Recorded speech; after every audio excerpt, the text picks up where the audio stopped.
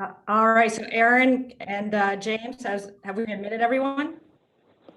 Yes, Chair, everyone's here and we are now recording. So you're free to start whenever you'd like. Okay, terrific, thank you.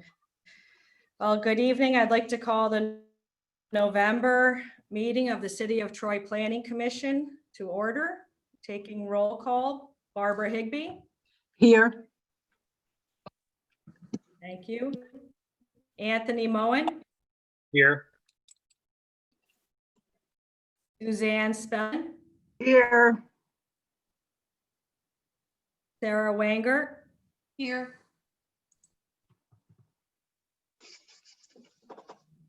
Sarah, are you there? I am here. I can hear Sarah. Yes, I am here. Okay, thank you. And Dee Dee Rudolph, I'm here.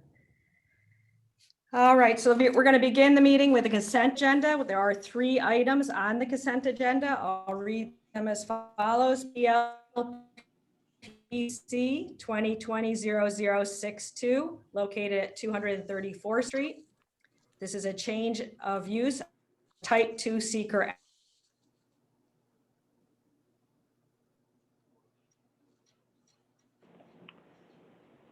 Dee Dee, I believe we're having some connection issues.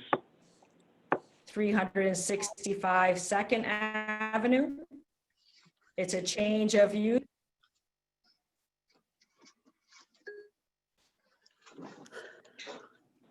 Dee Dee, we're having some issues with your connection. You're coming in and out. I think you should start reading the, okay, we lost you. Oh, yeah, I think you might have to read the consent agenda again. You were cutting in and out. All right, why don't you read the 3 cases with me? Sure, I'd be happy to. Are you Okay, cutting out the consent agenda this evening is 3 items. It's PLPC 2020-62. That's a project located at 234th Street. It's a change of use, proposing to occupy an existing structure with a restaurant. PLPC 2020-64, property at 635 Second Avenue.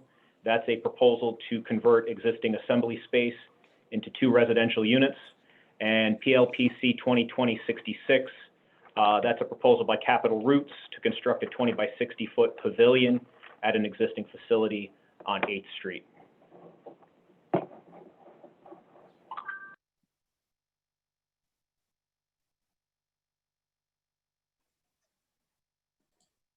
Okay, thank you. So is there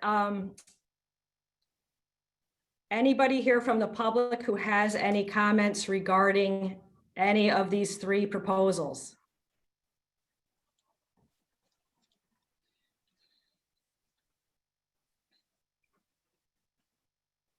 I don't hear any comments. Are there any of the commissioners that have any questions or comments regarding these 3 applications?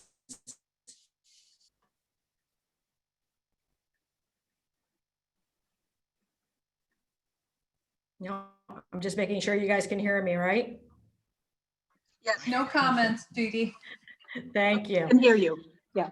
All right, awesome. So these are type 2 seeker actions. So the commission can go to a vote. Does any of the commissioners have a motion?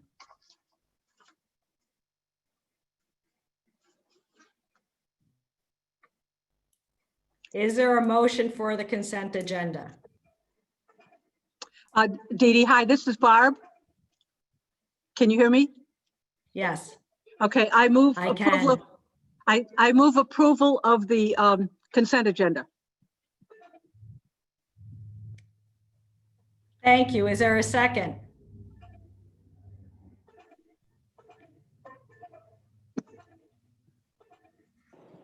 I believe that was a visual second by Suzanne Spellin.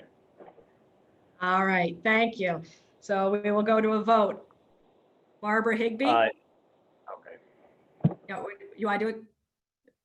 Barbara Higbee?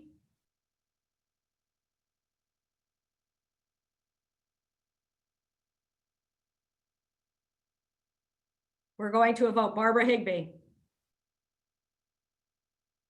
I'll pass over. Anthony Moen.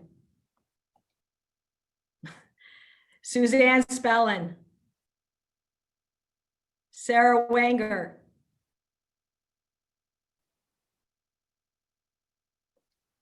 Dee Dee Rudolph. Sarah, was that a yes or a no?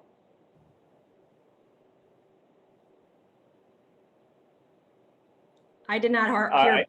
We'll put Sarah down as an abstention, but that's 4-0 and the consent agenda has passed. Okay, So just to be clear, if you were on the call for 234th Street, 635 Second Avenue, 275 8th Street, you no longer need to be on the call. Your application was approved. Just to add to that as well, we should have announced earlier, 39 Brunswick Road is not on the agenda for tonight.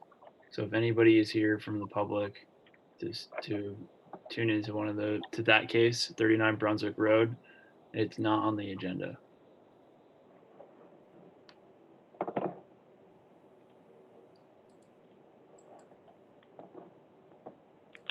all right, thank you. So moving on, we have a workshop, 1011 Second Avenue, a planned development district. This is for recommendation to the Troy City Council. Kevin Vandenberg is proposing a zone change to an existing approximately 9.93 acre parcel in the R1 zone. The proposed zone is P, Planned Development, Section 285-57. So this will be a 30-minute presentation and discussion. Public hearings will be held at a future date. No action will be taken at this meeting. So I would ask, is Kevin Vandenberg, the applicant, here? I am, Okay, and the applicant, so you have the floor for your presentation. and I'll turn it over to Jamie Easton. Thank you.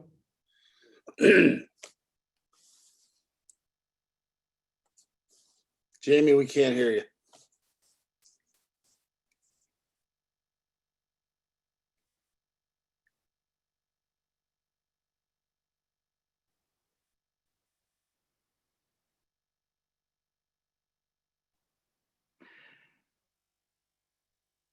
I think you might be on, Jamie. No. I was having some trouble before when we were voting. I couldn't unmute myself. So that might be the trouble.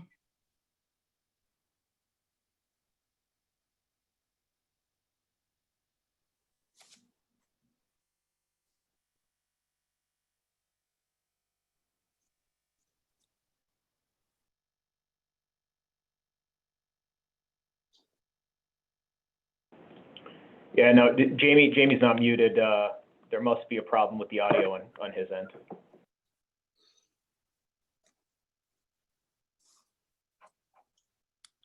He showed his phone. I think he may be calling in for audio.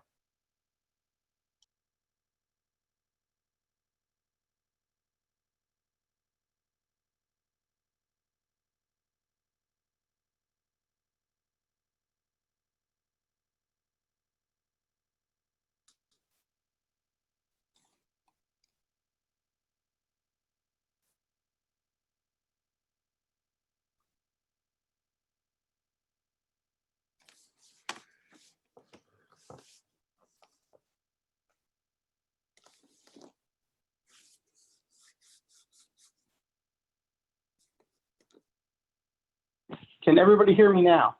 Yes, Oh, okay. Just had to log back in and hit *69 again. Sorry about that delay.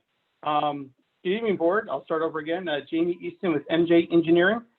I'm here tonight to talk about the Second Ave rezoning to a planned development district. This is the first step in probably many in conversations that we're going to have between myself and the planning board. So I hope everybody got our, I'll call it draft, really project narrative of what we're kind of proposing to do on the project site. Did everybody kind of receive that?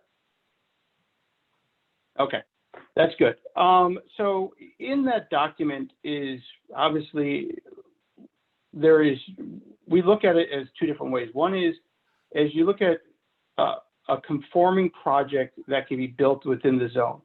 And that's basically a single family lot subdivision with certain lot sizes and things like that.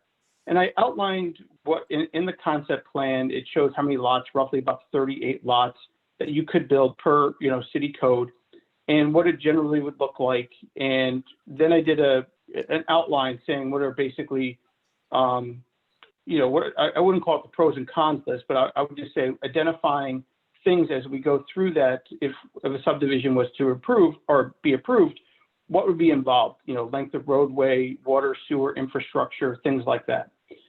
As we look at this parcel of land, there's opportunities that we can take to enhance it better than what the current zoning allows for. And that's what we're really here tonight to talk about. I did another 2 concept plans that, again, are just concepts. They're my ideas. That does not mean they're the final ideas. It really just is a thought of, at the time, where I see things going. So I gave the city basically 2 concepts. One, I call it a preferred concept, and one a different, an alternative concept. The alternative concept is where the buildings and structures would be placed more towards the river, and the parking then between really the buildings and 2nd Ave. The preferred alternative kind of does a reverse. It basically shows the very natural, I'll say it, I refer to it as natural, a much more open space, and the buildings are set back farther from the river. There's pros and cons to both of those things. The reason why I like the preferred alternative, just so the planning board understands it from an engineering or from my point of view, it provides better access for the public actually to use the water. The buildings kind of act as a wall, and providing them parking spaces to use the kayak launch and use the multi-use path and really drive right there and use all these public amenities out in front is an opportunity. By pushing buildings right in front of it, I think that, deters from the general public from potentially using it. The other thing that I like about it is that as you would walk along that multi-use path along the riverfront, the buildings aren't going to overwhelm you, through the whole course of the experience along the river. So by staggering some of the buildings farther back from the other ones, it just provides more of an open feeling. And that was really the start of my thought process. And like I said, it's just the start of my thought process. So really tonight, before I get into the nuts and bolts and things like that, really, if you looked at the concepts and really said, which one do you like better, one versus the other? You may not like either of them, which is okay. And you may want to give me suggestions on how to help, design this project. And, obviously I'm a civil engineer. We have planners. We look at the intensity. We look at different things as we go designing a project, but certainly public input and city input is an important task. The biggest thing that you'll see under really the concept plans is that we are really preserving a lot of the natural woods. I know that in the recommendation from the city council to the planning board about this project, that's what a lot of people certainly has mentioned before. Certainly there's people that are not a proponent of this project whatsoever, and that's fine. But also they mention, preserving the woods and other things that we need to consider as we go along. So obviously my preferred alternative actually saves us more woods than a different alternative, but that's really what we're trying to strive here, is preserving and doing a mix of different things on this unique piece of land that would be beneficial to both the public, beneficial to the city, and beneficial to the developer. So at this point, I'll turn it over to the board if they have any general questions about the concepts or different information that they would like to see for really the next application, so that when we really get, we can fine tune it as we go along here. But that's really what this meeting's about, is really finding what input that you really need to make an informed decision about this application eventually being submitted to the city.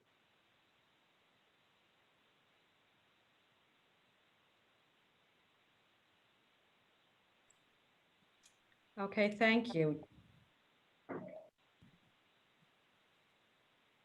I would ask, do the board members have any questions or comments regarding, or would you like to see more information or? I just wanted to let you know, I did get back in. I was muted by the host. I couldn't vote. I couldn't do anything there.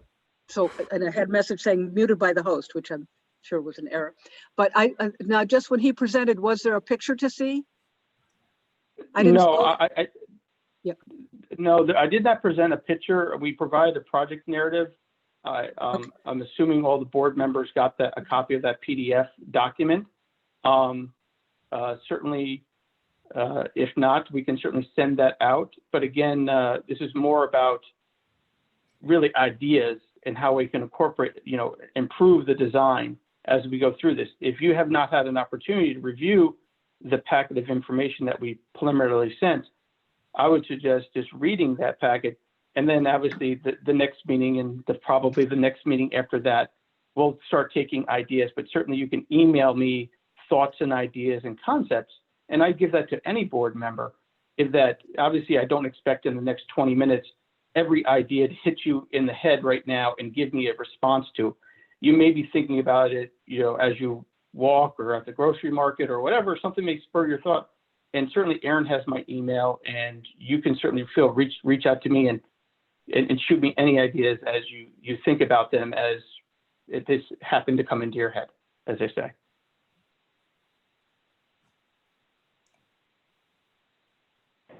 Yeah, I mean, Chair, I can share my screen here and show you guys just so you can have the narrative up if you'd like.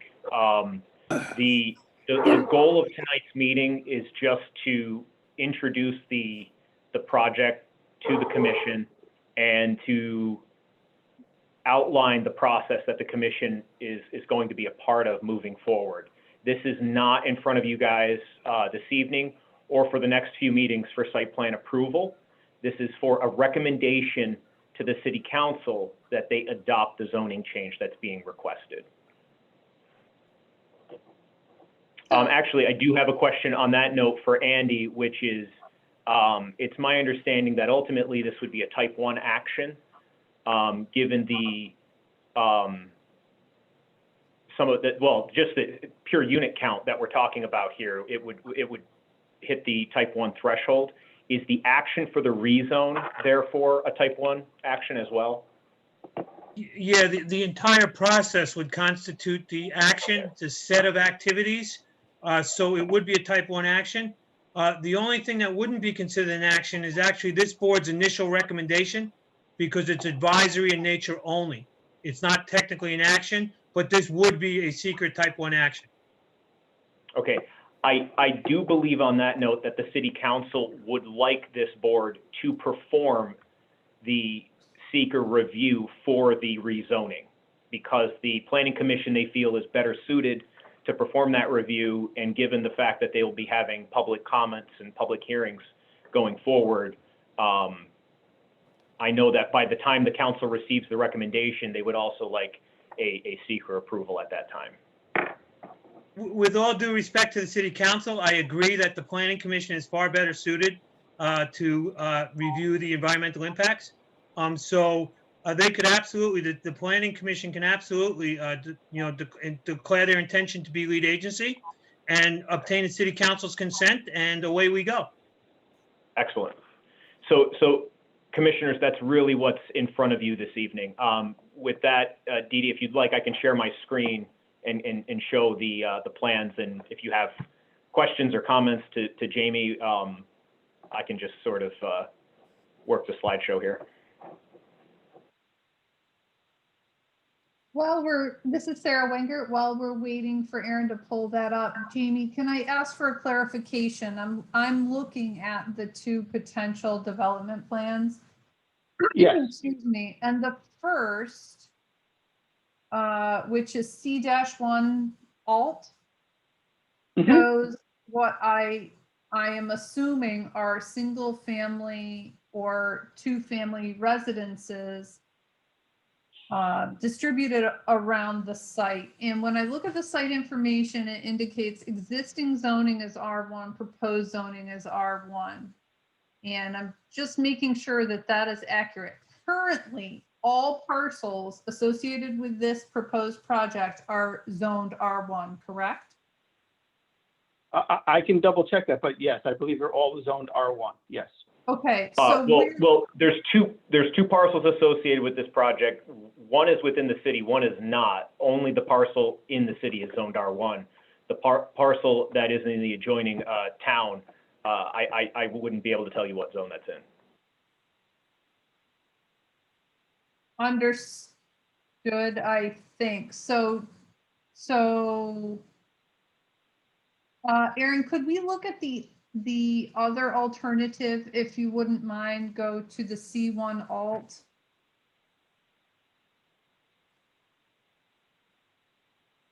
There we go. Thank you. So is I can explain this plan, Sarah, for you. This plan is simply an alternative design that is per code. So currently that parcel is zoned R1. This shows what an R1 subdivision would look like for that parcel. This is a by right use of that land. Thank you. That's what I assumed, given that existing and proposed were both R1 under the site information. So the goal of this plan, and Jamie, you can correct me if I'm wrong, but the goal of this plan was to illustrate what could be developed on the site today without the need to go to the council for a zone change, without the need to go to the ZBA for any variances. Correct. It would simply go in front of the planning commission for an approval, because it is again, a by right use. And that's correct. And the goal of this plan was really to demonstrate that as you look at this plan, that this is something that could be built as of right. And as you look at the houses and everything else all over the place, you can imagine in your head that there's not going to be a single tree standing left there. Due to the design, and we would design it this way, that those individual residents would have views of the waterfront. There's no real public access that we can really do there because of that. You'll see a little green area in the center, but that's kind of a water course area that's very steep. That's why there's no houses in there, kind of right in the dead middle there. But that's the problem with a conventional subdivision for a unique parcel like this. While it does achieve, a density requirement or meets things like that, but it's not probably the best use of the land due to the fact of, the vegetation on the trees and having access to the waterfront for the general public. I would feel would be more in harmony with the overall comprehensive plan than really doing a standalone subdivision here on this parcel. So I have a series of additional questions, Jamie. So yeah, and this question actually may go to Aaron and others, but this plan proposes no zoning change.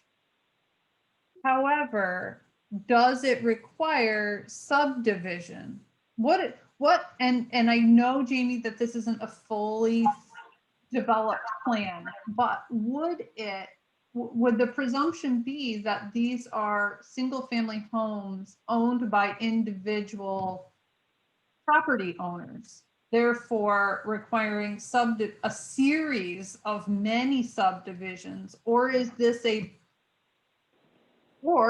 a planned development that looks different? So that's my concern. No, Sarah, this would, if the developer wanted to do a plan like this with that parcel, this would be a single approval by the commission. They would come with this presentation. Likely they would propose that those roads are private. They may propose that the roads be maintained by an HOA or some similar organization that, the planning commission has no authority to approve or disapprove. That would be through the state. But no, this would be a single subdivision approval by the Planning Commission. So what is the subdivision? The subdivision would be taking the existing 9.93 acre lot and converting it into a minimum of, I believe, 7,200 square foot lots. Yeah, so Great, thank you're you. looking at And that's, roughly, again, all of 40 these lots. are per code. So the code Yeah. says a R1 lot is allowed to be as small as 7,200 square feet. You can see the little dashed lines around each and every one of the homes. Those are the setbacks that are per zoning code. So this does not require any variances, any city council input, again, a by right use. Okay. And so there are 3 areas of stormwater detention.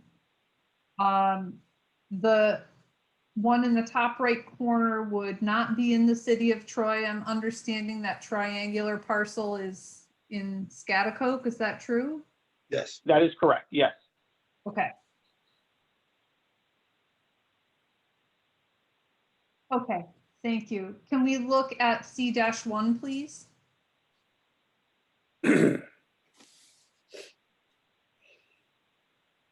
And so, Jamie, just describe the areas that are not rendered, that show the aerial photography within your subdivision. Describe what's Yeah. happening. So where you see the non-green areas is the best way to describe it. That's where we're preserving all the trees that currently exist there. So out of the roughly 10 acres of land that is situated in the city of Troy, under this plan, you're preserving about 2.5 acres of forested land. That's what you're achieving underneath this plan versus the, I'll call it the conventional subdivision plan. As you just saw, there won't be a tree left there just because of the time you build the roads, time you build the houses, time you build everything. There'd be, if there's a handful of trees left, I'd be impressed. But that's where we're trying to show that, I'm not making it up in the sense of it's an aerial image in the background. It shows a tree canopy underneath it, and those trees are real and alive. And that's what the intent of the non-really hatched green area is really showing a buffer area. In this plan, we also took a little step further. If you read through the report at the end, we actually did some sections through the report, and those sections we actually have based upon those tree lines. That's exactly where the tree line would fall, based upon some preliminary grading that I did on the plan, so that it's accurately what you're going to see later on. So you can kind of see where Aaron flipped through very nicely, but they're over on the left-hand side of either one of these two things. You can kind of see, you can see the existing grade with the existing really 30-foot tree canopy on the existing grade. Based upon where we're placing the buildings, you can see that the tree canopy is going to be higher than the building. And that's why we want to keep all those natural trees. And then you can kind of see my other grading line. Section AA is really, I'll call it the farthest building south.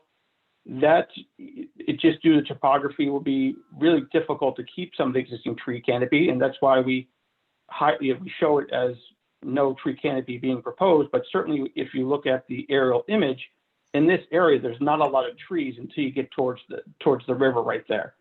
And then we took other sections through it, but that's what we did. We looked at all these things and looked at grading and things like that. And to me, the preferred alternative made the most sense from a visitor standpoint, from a public standpoint, from a visual impact standpoint, and really just from a noise standpoint.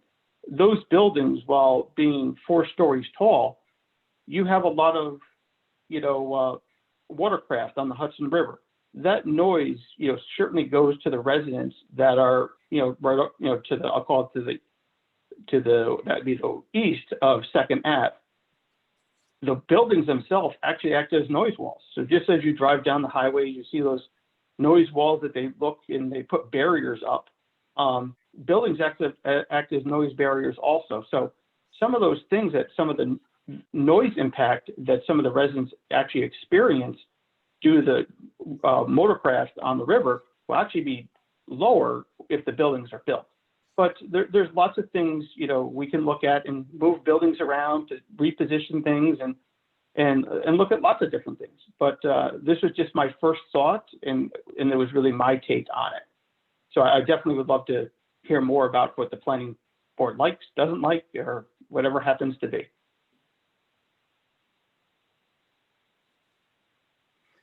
Hi, this is Suzanne. I have a question.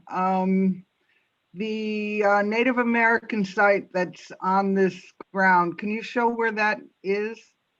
Yes, if Aaron flips back up, those red areas right there are the identified in Harkin's report as the archaeosensitive areas.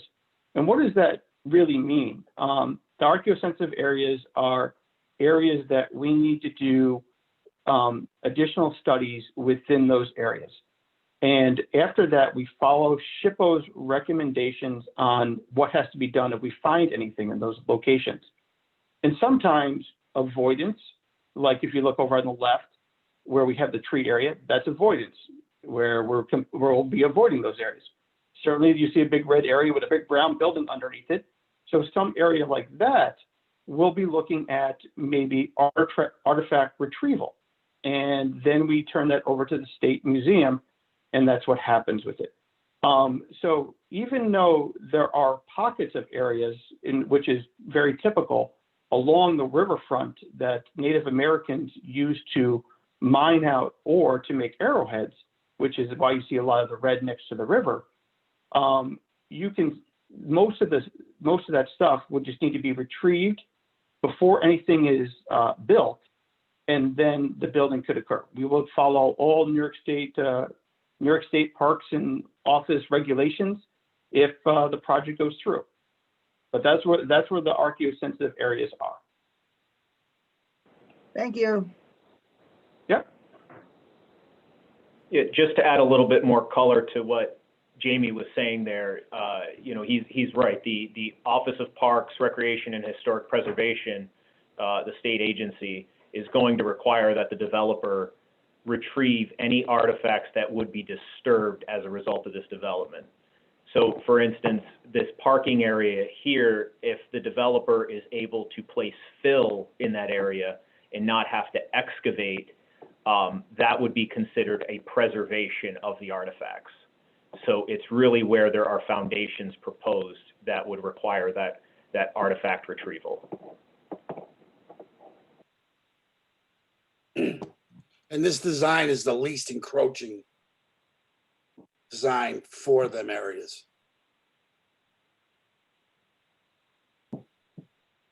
Jamie, this is Sara Wengert. I have a couple more questions. Sure. So is there anything about the site where you're showing no disturbance? Let's not, the leftmost part, yeah, let's take that off the table. The easternmost parts, I'm assuming, forgive me, it's embarrassing, but north is, you want to call it North up is to your right. North is Yeah, right. north is to the right. I'm going to call north up, okay? So Yeah, that's fine. okay, so the southeastern portion where you're showing no disturbance, are there aspects of that part of the site that are preventing you from development? No, there's not. Obviously, we could move the buildings into that space. But for me, to reduce down visual impacts to the adjoining neighbors on Second Ave, I felt that natural tree buffer that currently exists out there is the best thing to do, and keep and preserve.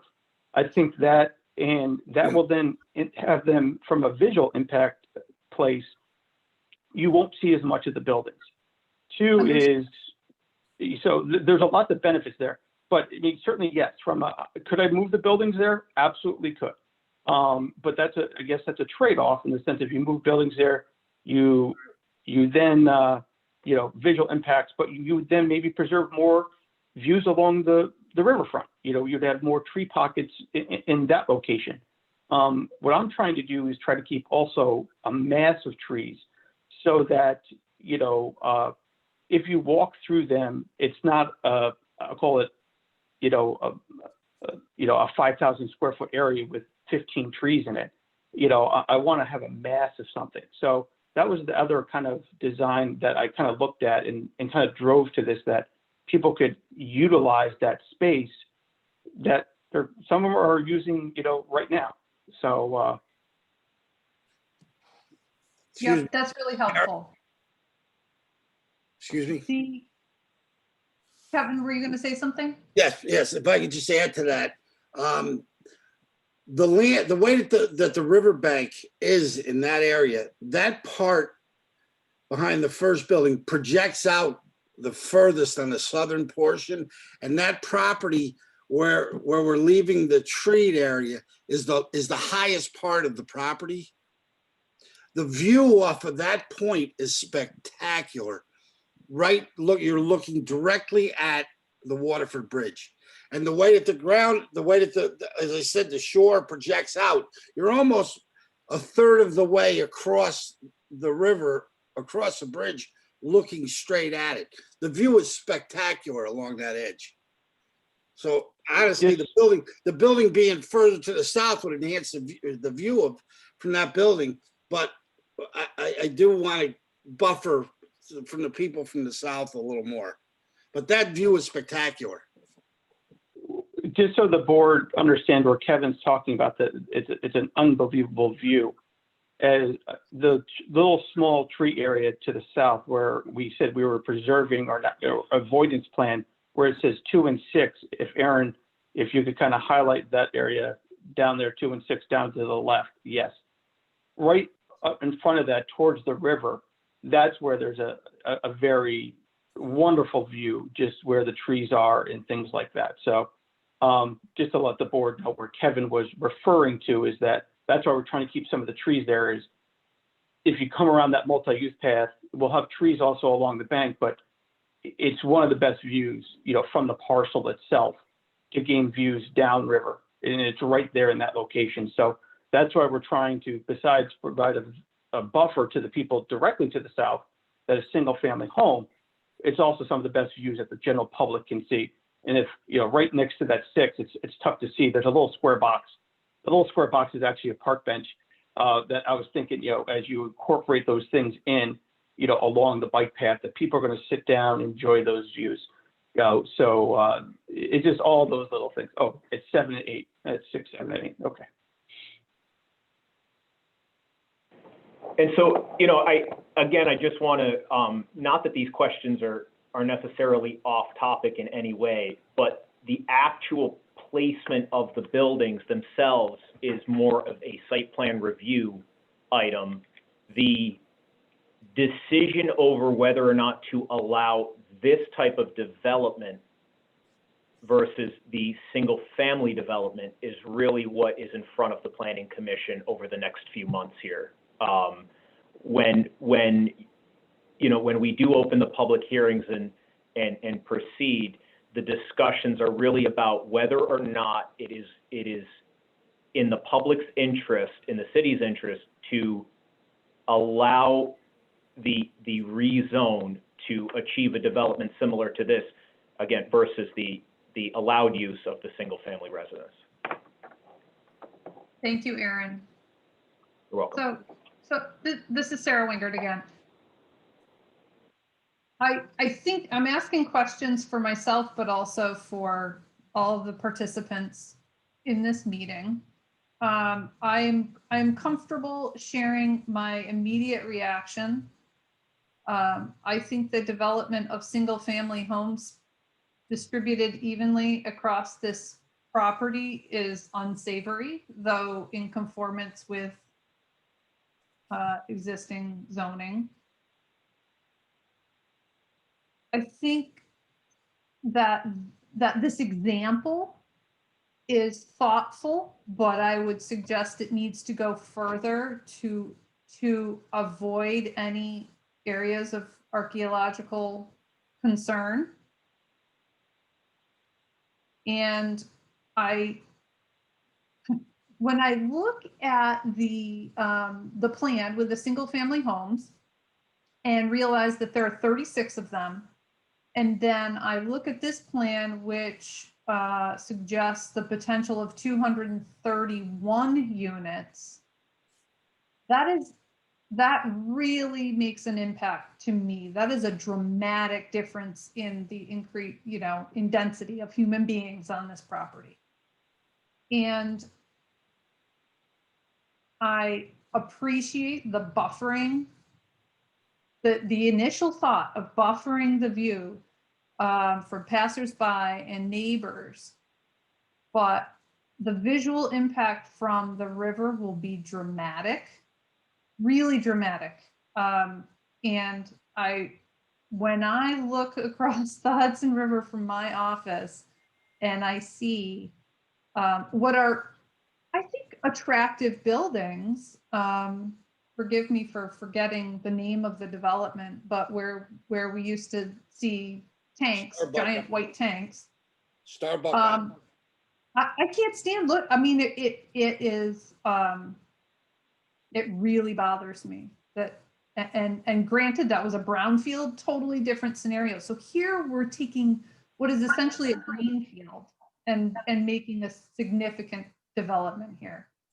I really wonder, I know that the math has, there's a point at which you can't make this feasible anymore, but boy, if it were half as big as what you're showing, it would be a lot easier to swallow. And committing to changing this from R1 to planned development, it's frightening. I mean, I'll tell you, it's not my. If you were to change half of this site to planned development and half of it to conservation, I would feel very differently. And I don't know if there's a way to do that. Certainly not tonight, but that's my initial thought. Well, thank you. There is, Sarah, along those lines, there is a mechanism by which they might be able to consider conservation areas in order to reduce the amount of stormwater that needs to be treated. Jamie, I don't know if you've looked at that for this site or if it would be eligible to do that, but am I correct? Is that potentially an avenue that could be explored? Yes, certainly you do get preservation of woods. You do get credits for that, which really means that the areas are really deed restricted so that nothing can ever be built in them again. But that's certainly a stormwater credit that we'll be looking into if, as we get down to that nuts and bolts, as they say at that point. Yeah.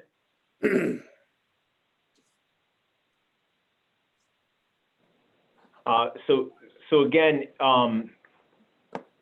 in terms of the density, Sarah, which is you identified there in your last comments, is there any other concerns that the commission have regarding that density? I've heard, I think, visual impact, the archaeological impact. Are there any other concerns? Perhaps traffic? Really trying to flesh out for the applicant any additional information that they should be working on obtaining in order for you guys to continue to review the project.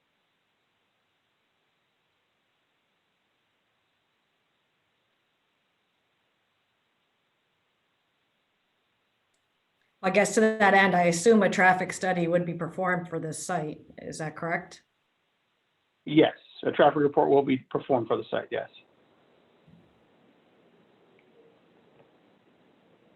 It's up to you, Dee Dee, if you guys would like to have that prior to a recommendation. So if the commission tonight is requesting that documentation, then, we would wait until that's received in order to begin the public hearing process, along with any other documentation that you guys would like to see. Yeah, well, I think certainly a traffic study would be warranted to be done before making a recommendation. Okay. Now, this is Barb. Can you hear me? Yes, Barb, we can hear you. Okay. I am a little concerned about Sarah's comment about the sheer size in the change in the size of the project from 36 units up to of single family house to the 231. I do like the apartment layout better than the single family layout, but that is huge. And I don't know if you do the traffic study before you really look at how many units do they really need to have there. What's a reasonable size project. So it's just a comment that is an awful lot of units. 231 is a lot of units.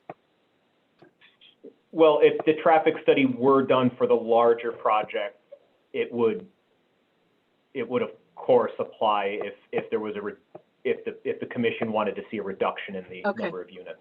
Yep, So, that's a good point. Thank you. and then in terms of the scale, again, going back to Sarah's comments about the visual impact, these are proposed to be 4-story structures.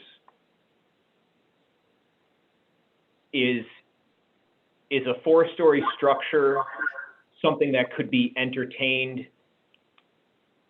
with the understanding that it reduces the footprint on the site, or does the Planning Commission have any recommendations for the applicant regarding the actual height of the buildings? I guess is what I'm trying to get at.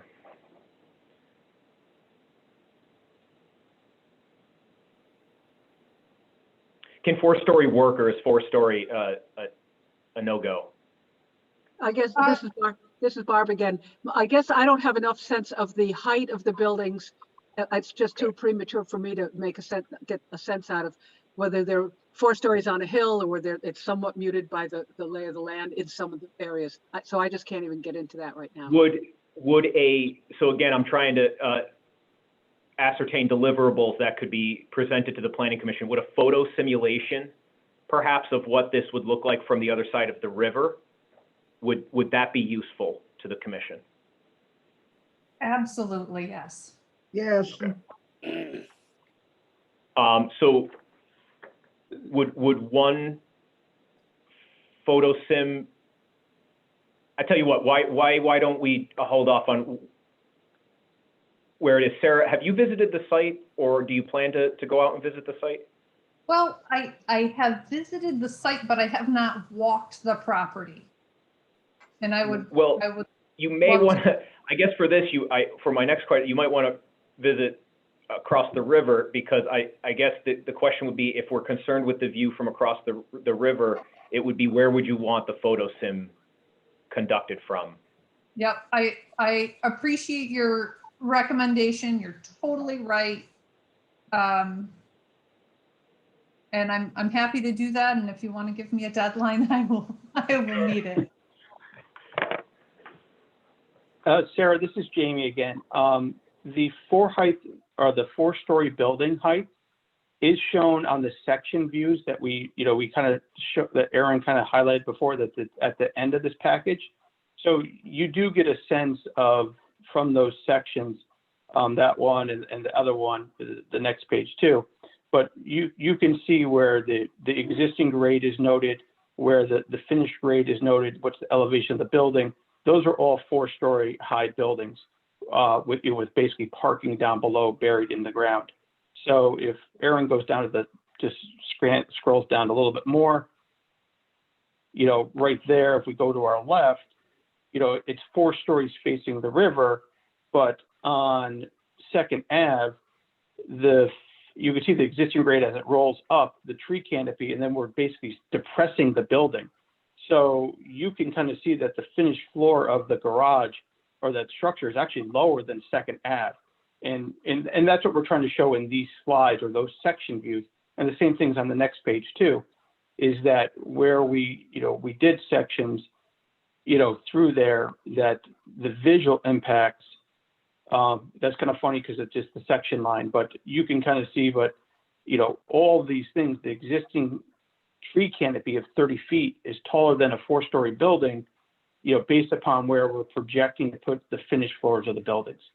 And so, again, those are some of the ideas so a 4-story building may be a scary thought. And I think that's a good question that you posed. But I think if you take a look at the sections, and I think when we do eventually visual simulations, I think you'll see that it's going to be very well screened from Second Ave. It's the view from the river, that everybody's going to generally want to see. So.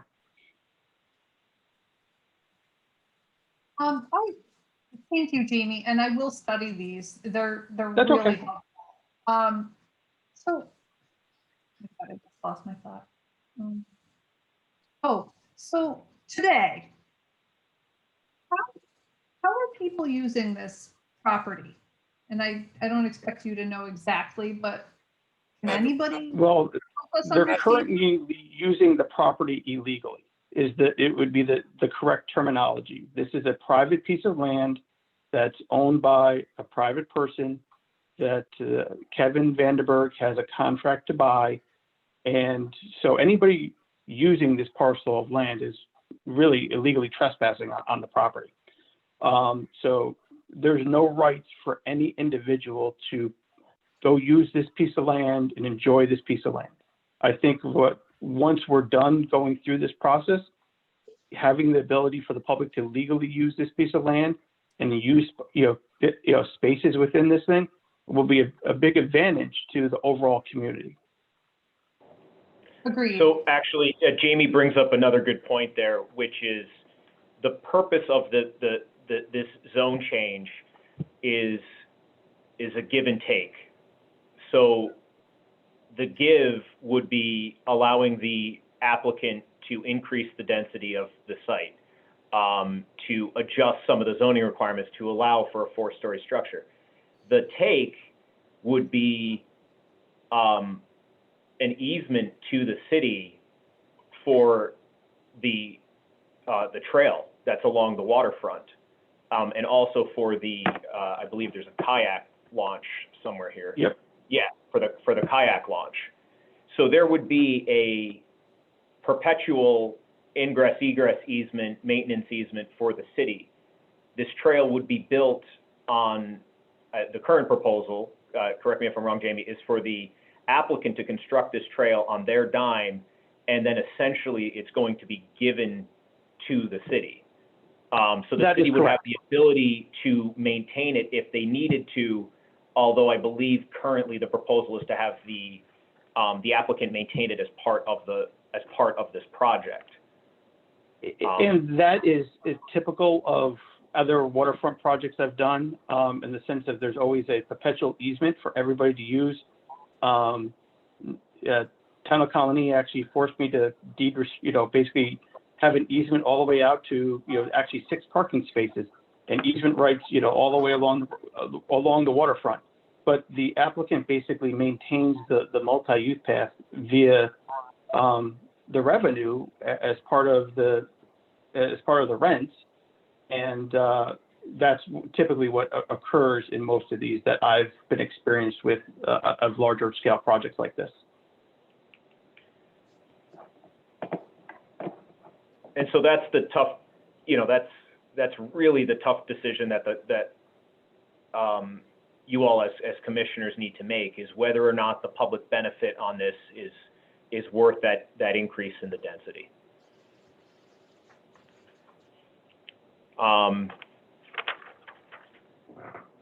Almost 7 o'clock. Are there any other requests for information for the applicant so that we can pass that on to them? I have one last really simple question, and that will be it. Help me, me and others. Jamie, just tell us, is this really the property line that is going at a diagonal, sort of parallel to the river? And it just touches the corner of the long, skinny proposed building? This is a property line, correct? What Aaron's scaling, which is on the right-hand side, that's kind of going up at a 45-degree angle, that is the property line. That is How correct. about- That's the property how line about- that goes through and Yeah, goes back up through. The other line is the City of Troy line. The vertical line is the town separation line. So I want to go to the um, river, Jamie. go to the I want river. to know the line that's running quasi-parallel to the river. What is that? That line right there. The rights are down to the edge of river. That line is called a tie line. It's a line in survey terms that is two fixed points, because when you own down to the river, you can imagine it changes, right? It moves over time. So that tie line is just for surveyors to reference a point that along this edge of river that you own, there's the 2 points, so they can actually make all the bearings and distances and legals work. But the Okay. applicant or the current landowner owns basically to the edge of high water mark along the river, and after that, it technically goes into DEC jurisdiction. Okay, thank you very much. Yep. I'm all set. I have one more small question. Is this in the floodplain? No. Nope. Okay. It's approximately 10 feet higher than the floodplain. Okay, so if you were to conceivably put more underground parking, is that possible? In order to reduce the above ground parking? Yes, you could. Right now, like Aaron, thank you for zooming in. The floodplain, the 100-year floodplain is at elevation 35. We have the basement at 45. So, can you put more parking? Yeah, you can. You can actually put more parking underground. Okay, thank you. No problem. I think like Aaron said, I believe it's close to 7 o'clock, and I believe you guys have to move on to other things. I'll follow up with Aaron, probably after Thanksgiving break. But in the meantime, if something comes up, it spurs your thoughts, just shoot Aaron an email. And then when we talk about it after Thanksgiving break, we can start moving along. I do have some direction which way I need to go. But if there's anything that comes across in the next couple of weeks, just let Aaron know, and Aaron will let me know, and we'll go from there. But I thank the board for their time and their inquisitive questions tonight. So. Thanks, Jamie. No problem. Thank you, everybody. Thank you. Thank you, Jamie. Thank you. Bye-bye.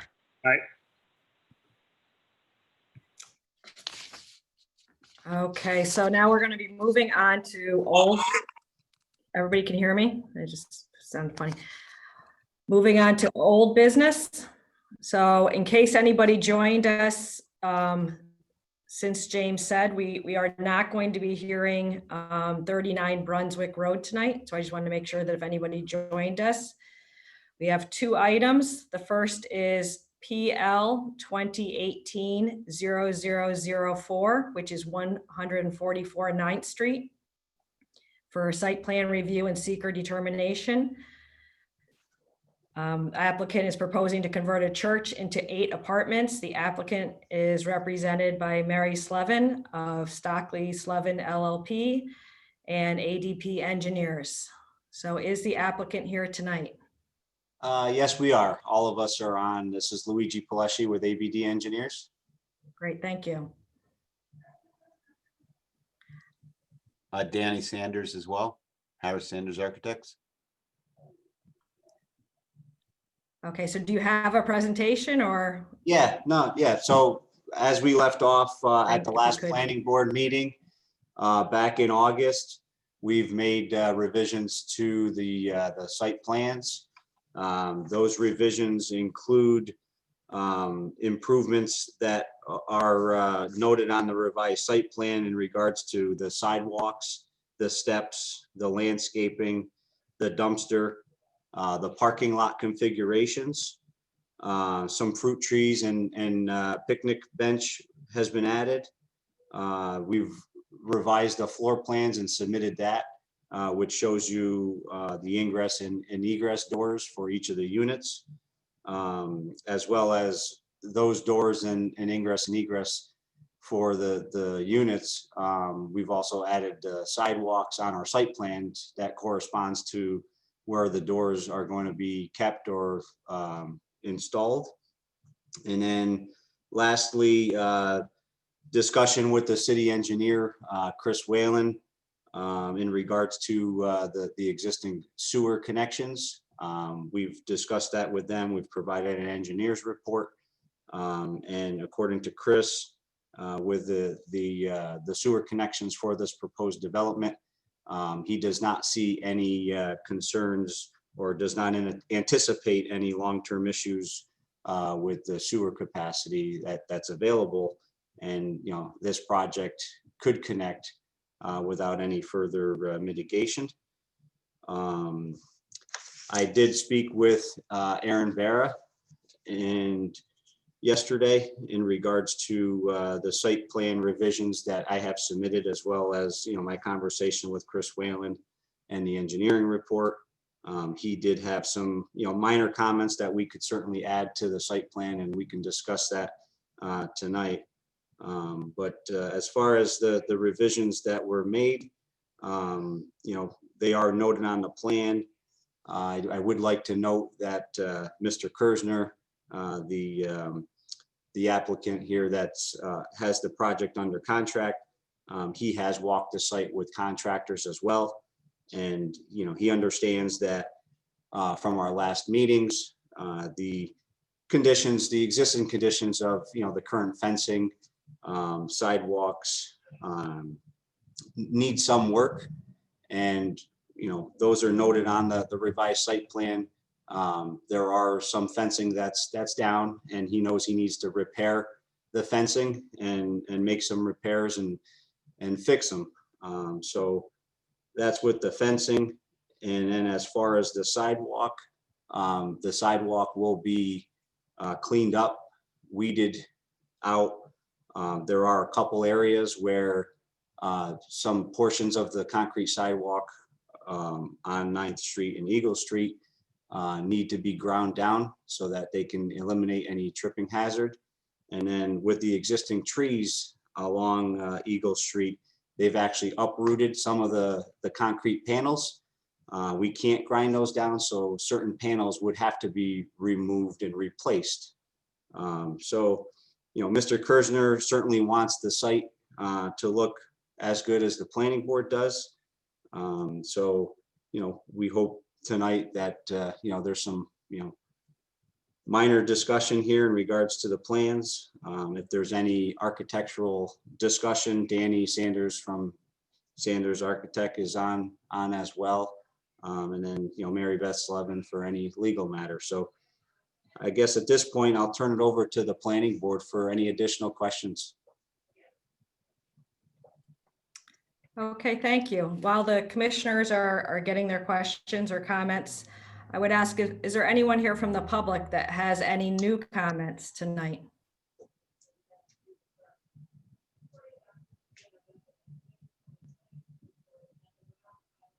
Okay, I don't hear any. Is that correct?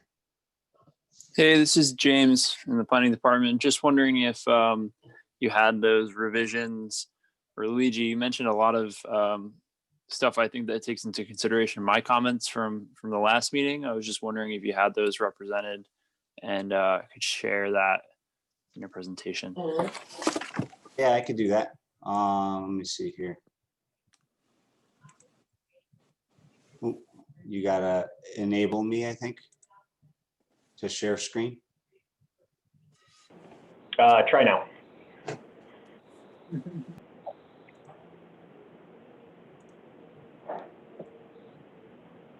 All right, can everyone see the site plan? Yes. Okay, so if you recall, I'll just start with the parking lot here. If you recall from the last meeting, or the last plan, I should say, the parking was rotated where you would come in the driveway and park 90 degrees to what I had shown here. Some of the concerns by Aaron was not meeting the exact dimensions per code for your width and length of each parking stall as well as the aisle. So what I did was I simply rotated the parking And this is actually how the previous church members parked, were in this fashion. What it does is it'll actually provide a little more aisle width. So you can see that we're proposing the 9 by 18 spaces. We have 12 parking spaces, and that includes 1 handicap space. We are replacing the existing asphalt that's out there. So as you see here shaded would be all new asphalt. And then the dumpster location is located in this area at the end. The reason why we angled it a little bit is so that we could get additional snow storage next to the dumpster. Some modifications are needed on the stairs. You could see one of the door units, one of the units, access to the unit here. We've got a new sidewalk addition over in this area. This is an existing door. And what we're proposing here is to turn the landing, turn it so that you can come down along the building. A few additional steps will be needed in this area here to accommodate this additional door. There's a door that's going to be added in the back.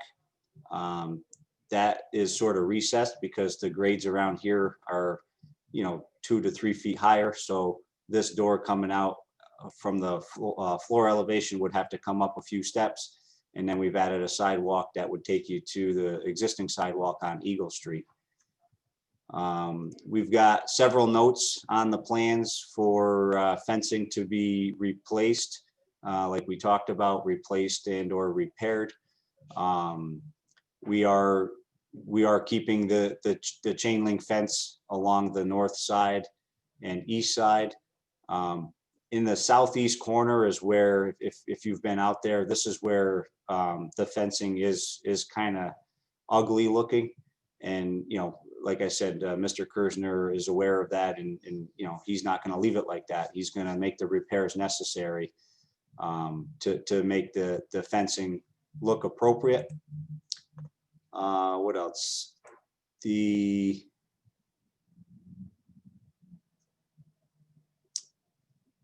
grading, when we redo the asphalt pavement, we will have to just regrade this area slightly so that we can maintain the 2% slope for your handicap sidewalk. And then there's an existing ramp along the front of the building. That ramp will be modified so that it will accommodate ADA accessibility to the front door here. The existing steps will remain. And then there's actually a little bit of asphalt between this wood ramp and the existing concrete sidewalk, and it kind of wraps around it here. And I'll certainly add additional notes on the plan, but after talking to Mr. Kersner, he wants to remove this asphalt area in here between the ramp and the concrete sidewalk and make it grass. So that only helps with obviously stormwater. It's not much, but it increases. Luigi, I'm sorry to interrupt. Yep.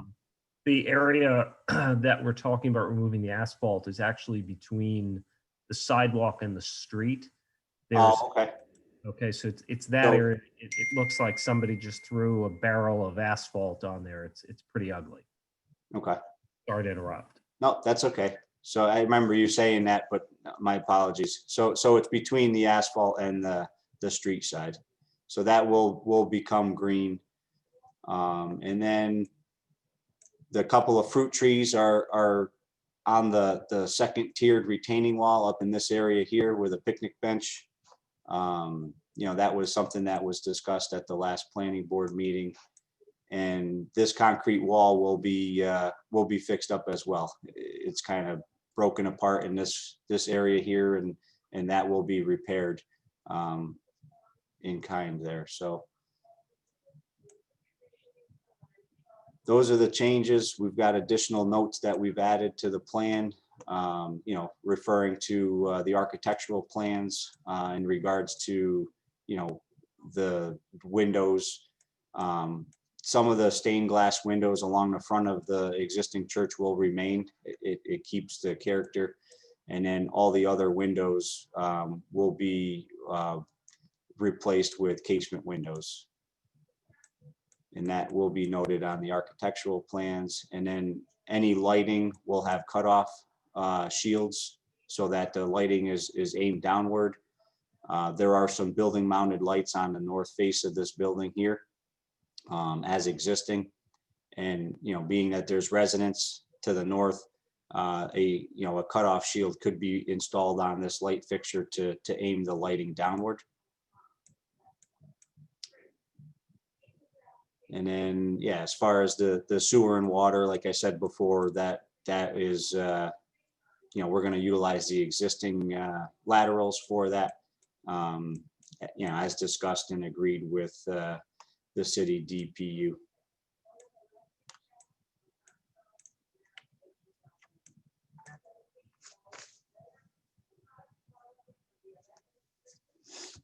Okay, thank you. So I do have some questions. I do appreciate some of the improvements that you have been making to the plan, and I think that they are improvements. So I thank you for listening. But when I got this plan, and I walked the site with it, I just, some things came to mind, and it's mostly about the ingress and egress to some of the new apartments. So I'm concerned about the Eagle Street entrance coming down from your new sidewalk on the corner of 9th and Eagle. There's the retaining wall that's partially collapsed, and I know you're going to replace some of it. That's correct. Are you replacing it with concrete? I don't know what you're replacing it with. Yes. But I do have concerns because of the steep slope of the roof and the snowfall that would come down into that area.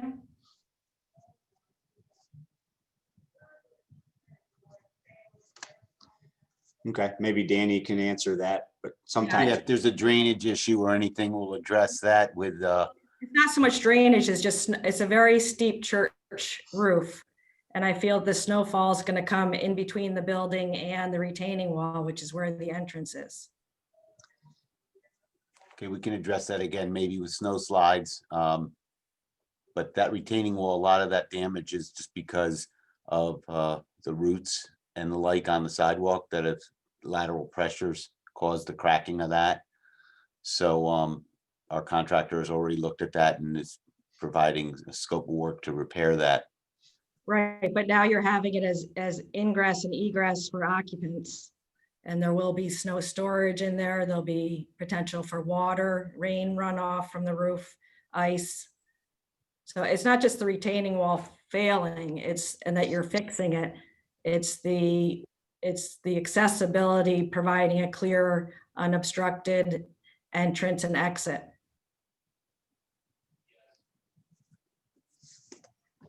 And then I guess I have the same concerns with the door on the back of the building.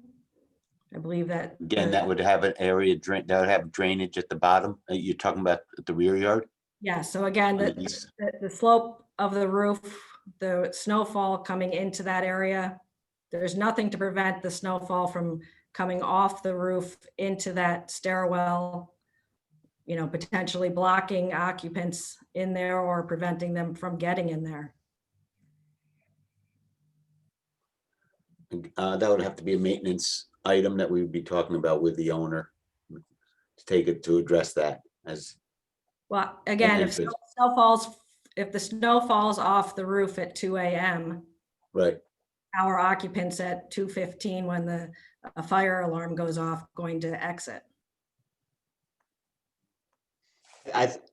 From a site perspective, what I'm thinking right now is instead of having the sidewalk angled to here, we might be able to turn the sidewalk and run right along the retaining wall and leave a green space between the building and the sidewalk for snow storage. Yeah, I don't think you have enough space, but you can take a look at that. So you would come out of this door here, and then you would, turn to the left quickly, and then just walk along the retaining wall to get out. Yeah, again, I would just suggest that you take a look at it. Okay. I do have concerns about that.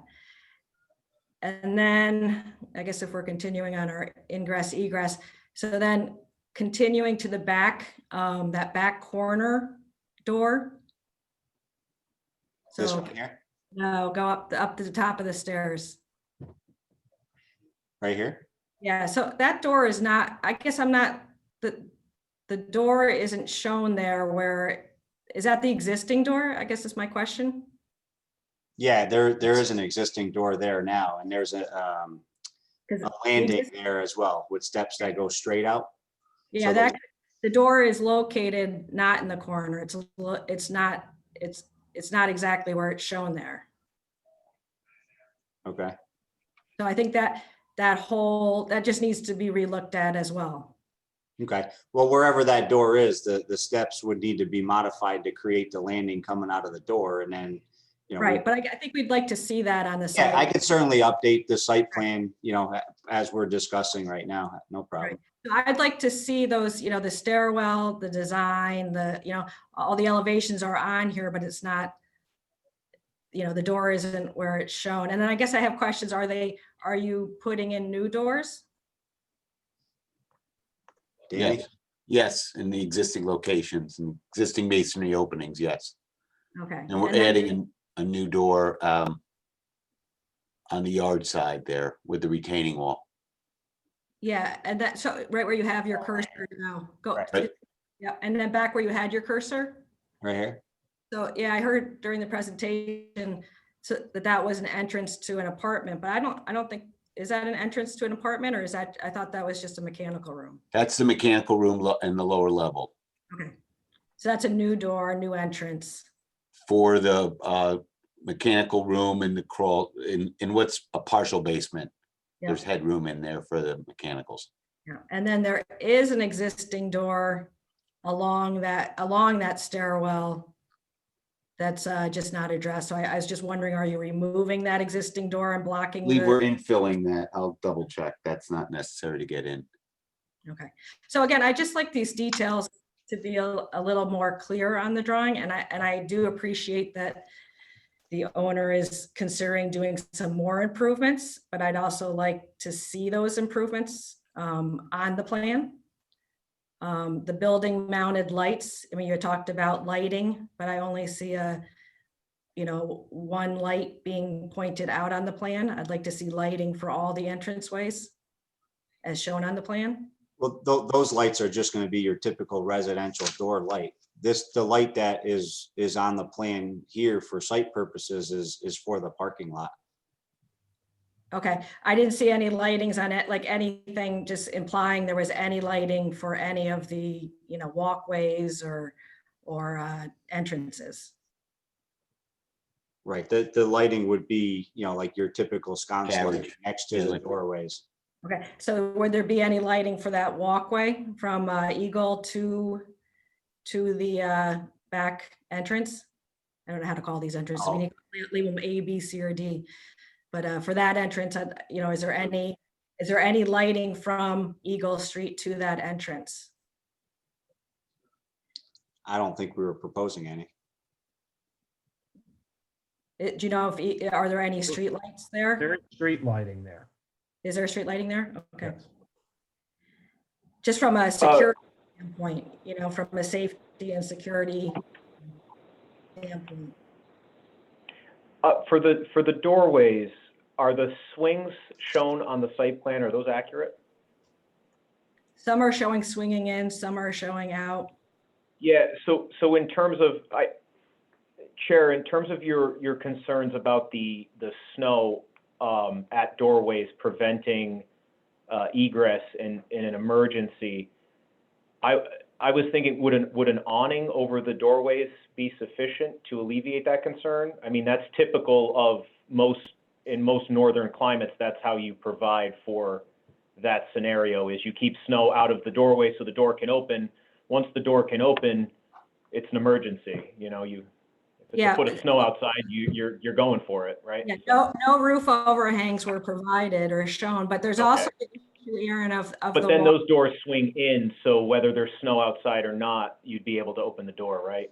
No, but once you got out, you still have snow on the stairs and that walkway.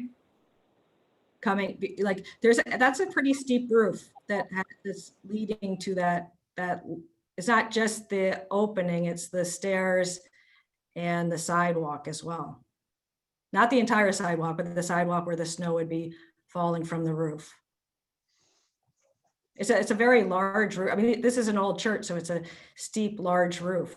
I just think that it's an interesting site because of the different, I mean, there's retaining walls throughout it. There's a fairly, big grade change, and then you have the steep roofs. So again, I just have safety concerns about egress with those steep roofs and, the fact that these are below grade entrances without, drainage shown or any overhangs or protection. And then I like the fact that the fence is being replaced, but I could not tell from the plan the limits. And, I'll leave it to other commissioners as to the type of fencing. And then I do notice that it looks like the fencing in the back seems to be off the property. I don't know if that's true or not, but that's what the plan is showing. The chain You say link the fence. back, what are you referring to as the back? So the back of the property, see the very back. Yep, there you go. Oh, back in here. Yeah, is that fence off the property line? Yes. Okay, so I guess Aaron, that's a question for you. Would that need to be moved onto the property line? If the fence is going to be replaced, we would certainly prefer it be on the owner's property. If the fence is going to be replaced and it's not going to be on the property, we would ask that you file an encroachment permit with the city. But given the site, it would seem perfectly reasonable to replace it on your property or at the line.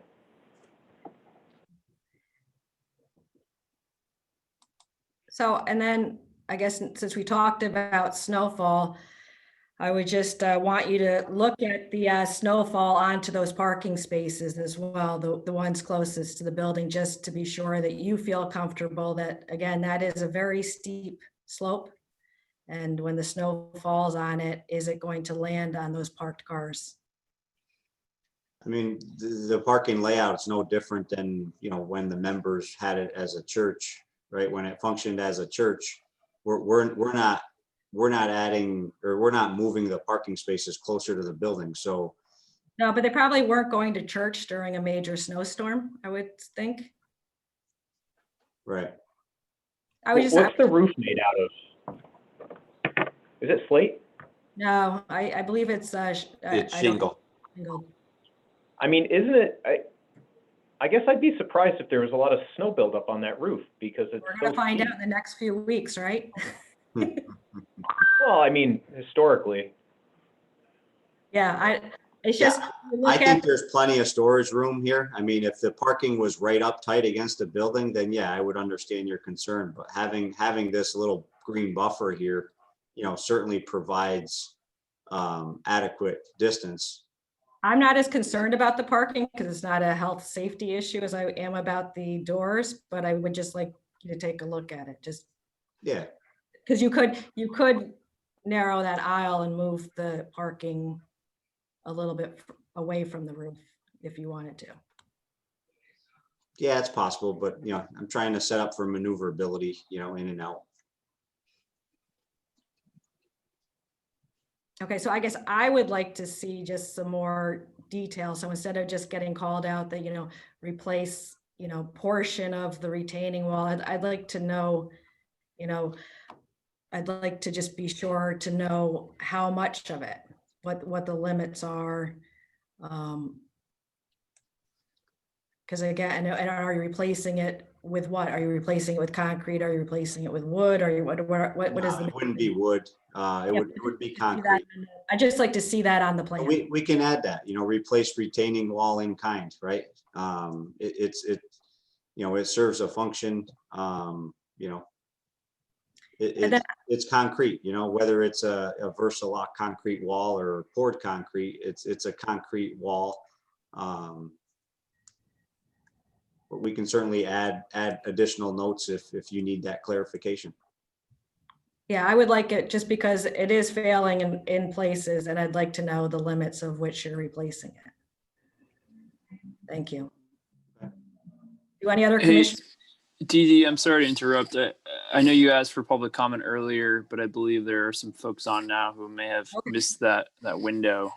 Just want to Okay, make sure you're aware of that. okay, thank you. So are there any people here tonight that would like to make public comment that is new that we haven't already heard regarding this, the new set of plans that we have in front of us tonight? Yes.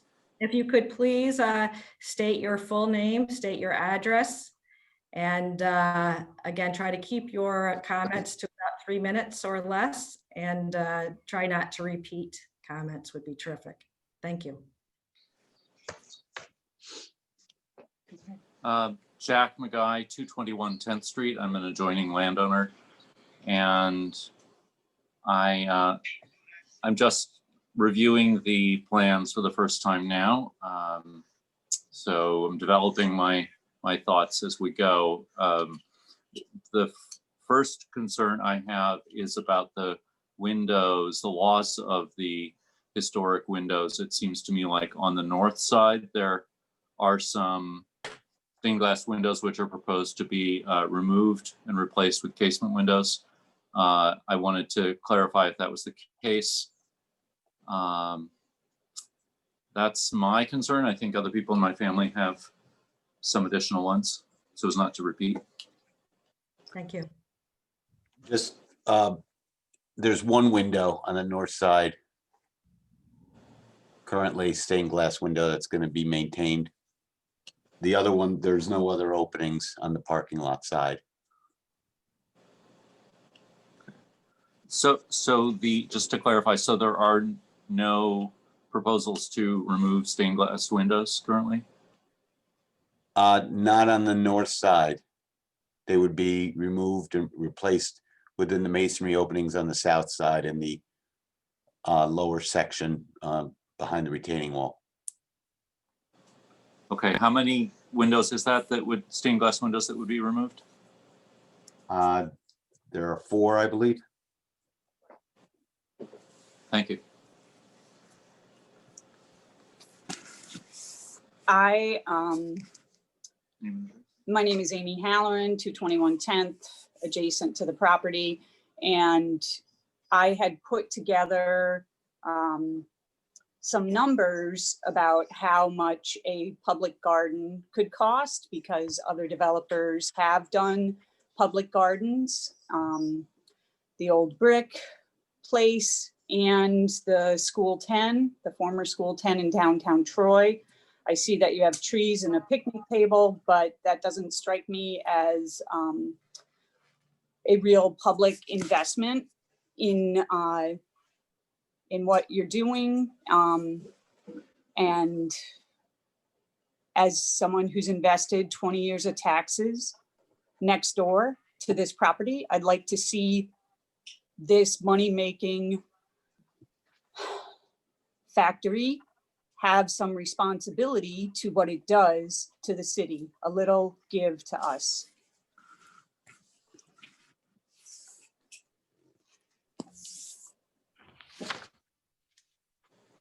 And our son has something to say too. No, he doesn't. Okay, we're done. Thank you. Okay, thank you. Is there any other member of the public who would like to speak tonight?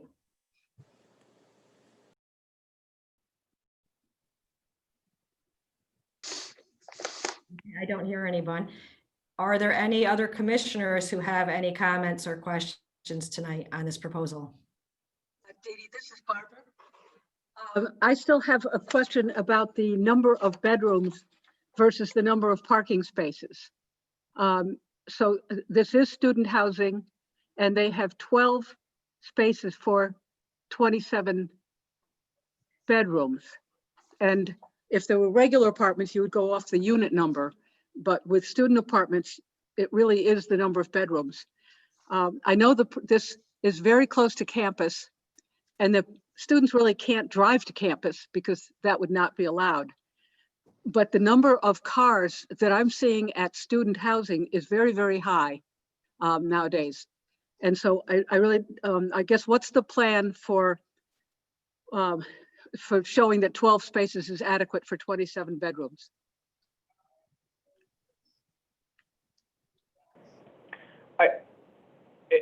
Barb, I understand the concern. Perhaps Andy can answer whether or not I know that variances were obtained for this property. I believe one of those variances was in fact parking. While I understand it's a concern, I want to make sure that the discussion that the Planning Commission has, I guess, is allowed. So Andy, can parking be considered if a variance was obtained? Can a lack of parking be considered if a variance was obtained? A variance was obtained, so it meets code in relation to parking. If there is some type of independent threat to the public health, safety, and welfare as a result of the parking, then that can be considered. But the amount is approved based upon any variances obtained, so it's treated as if it complies with code. So how would the Planning Commission proceed with the discussion about parking? This isn't unique to this one project, right? This has come up a number of times in projects recently that the Planning Commission has been reviewing. How would a conversation about that proceed? Would it be about mitigating the lack of parking?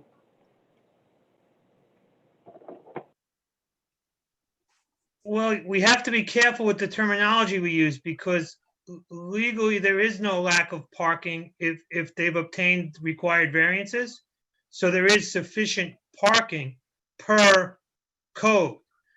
There's also a presumption that the minimum parking requirements in the city code are presumed to be reasonable and sufficient to address the uses that they are for.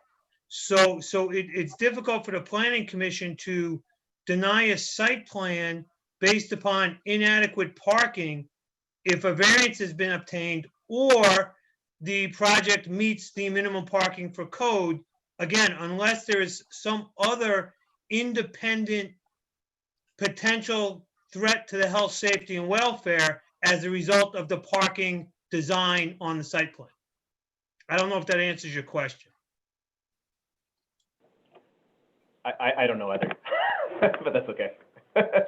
I mean, as far as the applicant, right, we don't believe that we're underparked. The 12 parking spaces that we have off-site or on our site, right, off-street parking, there's 12 spaces. And then in addition to that, there are on-street parking spaces that are available around the block, being that, you're on a corner lot. We do have some on-street parking as well that could be utilized. And like everybody had mentioned, yes, there will be students that are here, but it's not exclusively for students only. So, you are going to have non-students there that are going to exit and leave and go to work and come back at different times of day, freeing up the off-street parking. And then most of those students will walk. So and some won't even have a car. So we feel that with this mix, we have sufficient parking for what's being proposed. Okay, thank you. Is I have there another- parking? I'm Go sorry. ahead. Is there parking on both sides of Eagle Street? Do you know, Luigi? I don't know off the top of my head here. Okay, but I'm looking at it right now in Google Street View, and it doesn't look like there's any other uses along Eagle Street there. Is that correct? That's correct.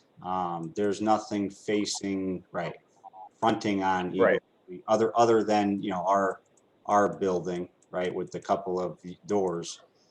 Right, and I believe Eagle Street there is one way downhill, so there would be parking. I don't see any signs that say no parking. So there's parking on both sides of Eagle Street, that entire block.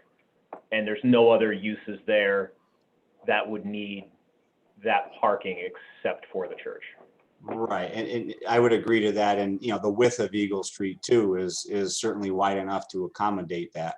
like you said.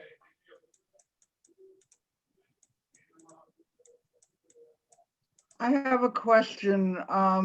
It's sort of similar to the parking variance question. Did this property get a variance for the number of bedrooms that can be in the building? Yes. Okay, Yes, for the use and the number of the density. Yes, for both. okay, Yes, this same site plan was provided to the zoning board, and this is the same plan that we received approvals for. okay, thanks.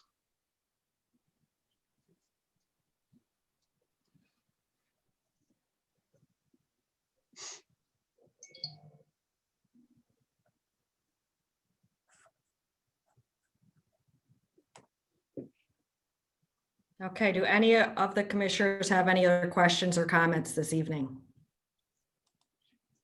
Dee Dee, this is Sara Wengert. I do have some comments. I certainly would support the comments that you have already made.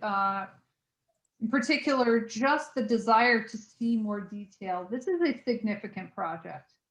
And I would like to see a site plan that is explicit in all of the proposed interventions. I have some what I would call small comments. I believe that the curb cut, the paving at the curb cut should be examined. It is I'm not going to say it's unsafe, but it's unsafe to a vehicle. And if it could be evened out some, that would be helpful.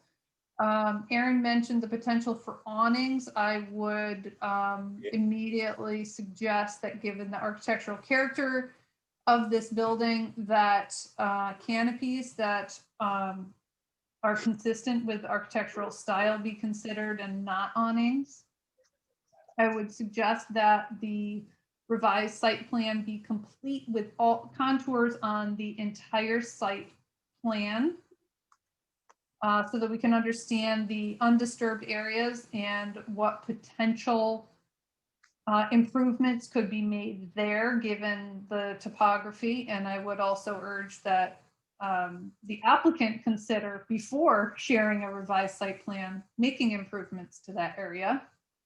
I would suggest that all fencing be replaced on the property within the property lines. Decorative fencing, not chain link fencing. And my final comment would be that 2 fruit trees do not an orchard make. I appreciate the effort, but I think it needs to go much further.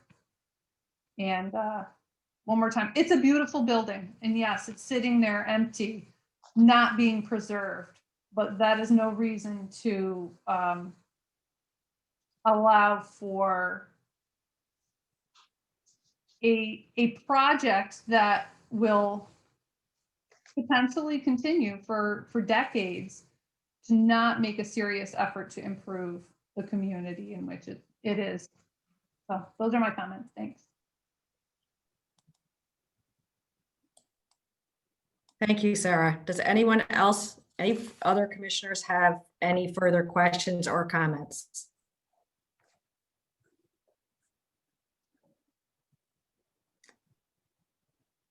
Okay, applicant, do you have any questions for us or anything that you need from us tonight? I think, Aaron, if you could unmute Mary Beth Slevin. I don't know if she can speak or not with you being muted. Yes, I will attempt to do that here. Give me just a quick second here. Oh, okay. Mary Beth has not, it appears as though she hasn't enabled her audio. Mary Beth, if you can hear me, you may need to click in the lower left-hand corner of your screen and join audio. And then you should be able to unmute yourself.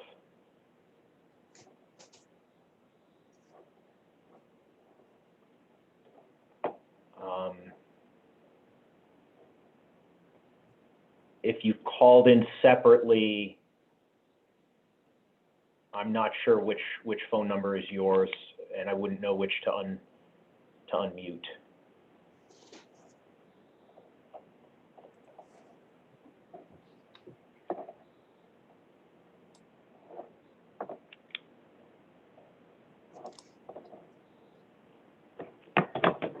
Hey, Aaron, we could just unmute all those phone numbers potentially. I don't think there's. I think her number Okay. is 669-1835. Okay, excellent. I can, well, I can only ask her to unmute. I can't force her to unmute.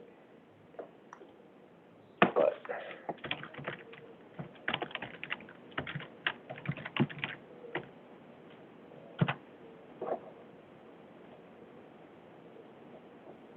I don't know if it's too late for a question from the public, but I have a question. Sure, while we're waiting. It's not, and I don't know if this is in the scope of this meeting, but they recently took down all the ash trees in Hillside neighborhood, and the street right in front of the church looks pretty dramatically different now. And I wonder, I wonder overall if there's a plan for street trees in the city of Troy, or if this project has taken that into consideration.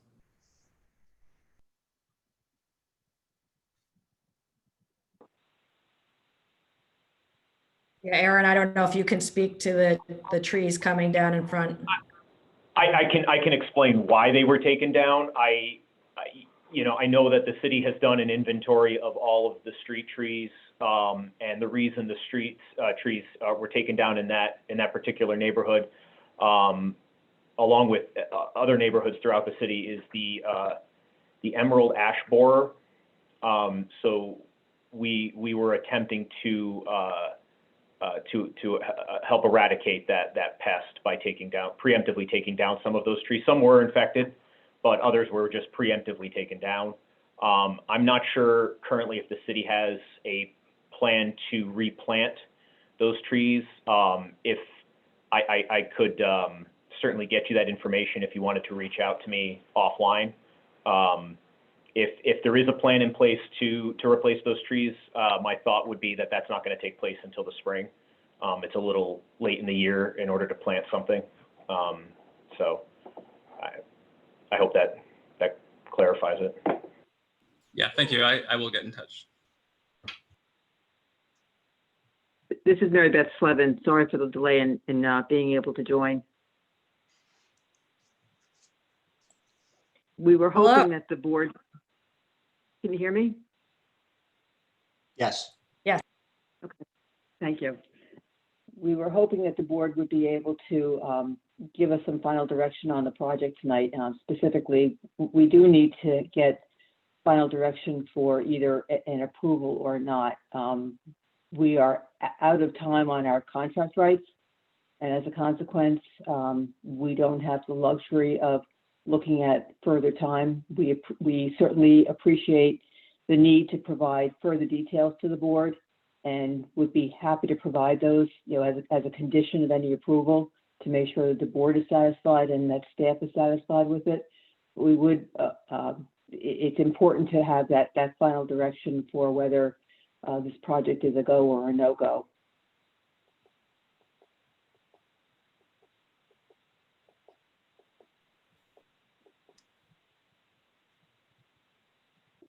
Okay. I mean, I know that I would not be able to approve this project as it has been submitted.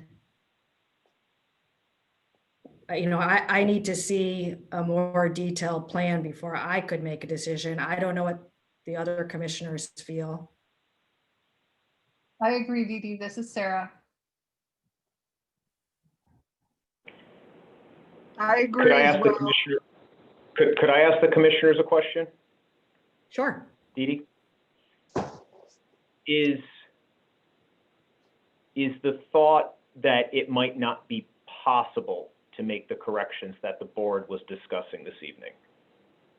Because if the commissioners believe it's possible for the applicant to provide revised plans that would meet the comments that have been provided this evening, I think, Andy, you can correct me if I'm wrong, I think it would be possible for the commission to provide a conditional approval of some sort if these in fact are the conditions that need to be addressed. These are site plan changes that could certainly be addressed with a revised set of plans. They're not, you know, it's the reuse of an existing structure, so it's not about can you move a building, 50 feet this way or that way, and there's some engineering that has to take place before it can be done. These are, replace the fence or don't.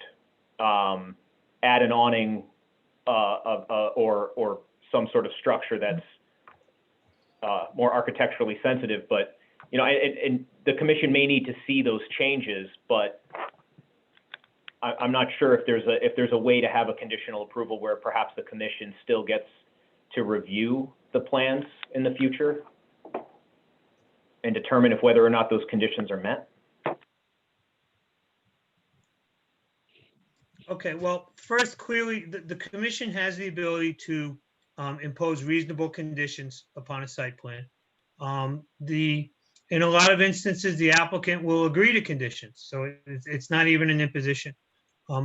I am not clear from listening to the comments of the commission members this evening whether or not their concerns can be addressed with conditions on the plan. If you do this, and this, then as conditions, then I'll approve it.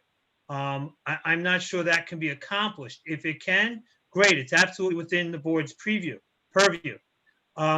The only other way I could think of to craft some type of remedy to, recognizing the applicant has a time sensitivity concern, and the belief I think that everybody has that these issues could be worked through, maybe some type of conditional approval that is contingent upon no building permit being issued until certain thresholds are met by the applicant. But again, that goes back to the level of comfort that the commissioners have in articulating conditions that address any outstanding or remaining concerns that they have.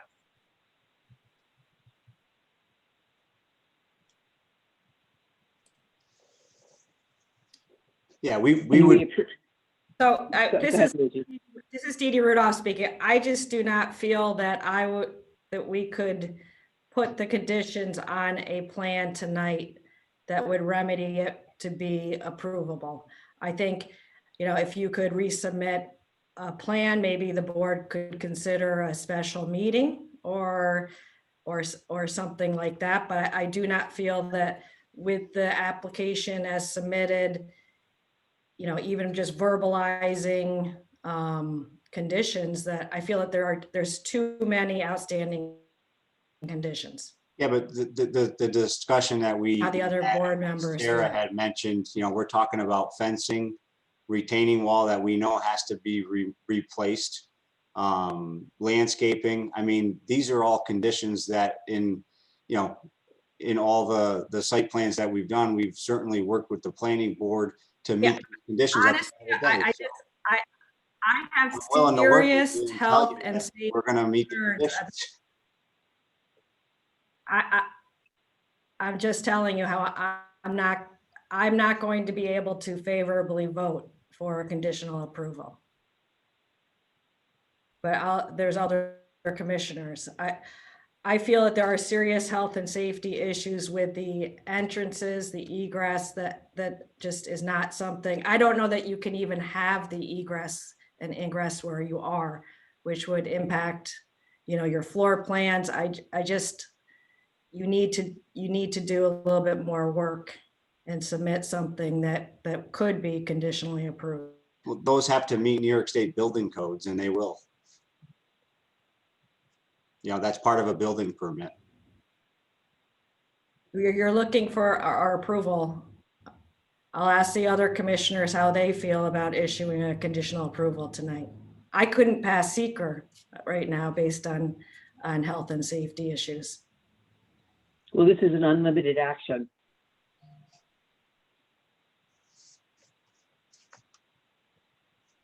So seeker actually isn't implicated in this action.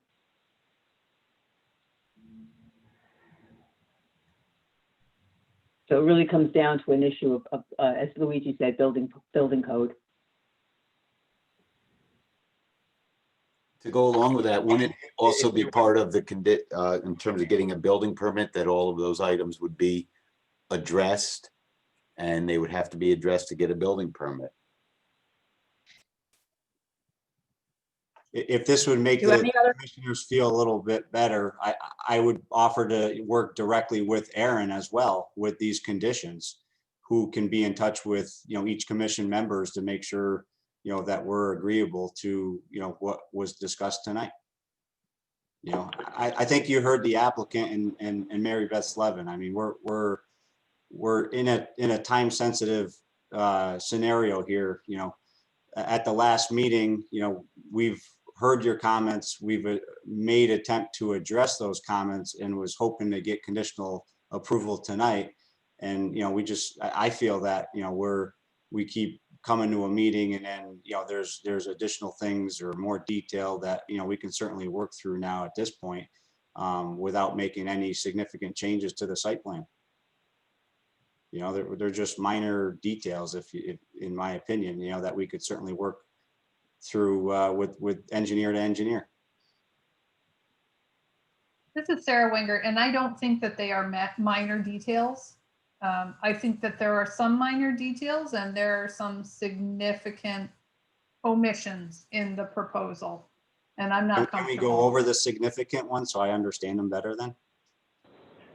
If No, I I could, think- I can go through the list of comments that I have in my notes here, and I'll start by the two that I believe Sarah is referring to that are significant.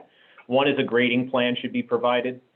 Obviously, that's specific direction, but it's vague enough. I think that, Sarah, that would certainly classify as what you're describing. And then the landscaping plan, it's not add a tree here or there. It's provide a landscaping plan, right? So that's bigger. But the other comments I have are call out retaining walls to be replaced and how they will be replaced. If fencing is to be replaced located out of the right of way, the steep roof may result in snow building up along walkways and parking areas. The applicant should address this in future submissions. Verify location of doorways as the plan appears to differ from the existing conditions. The site plan should explicitly state all improvements to be made. And then all fencing on the property should be replaced with decorative fencing. If I left out any comments, commissioners, please chime in because that's the list I currently have for the meeting minutes. Thank you, Aaron. And would you, and under the heading of the grading plan, I believe that the curb cut improvement should be mentioned.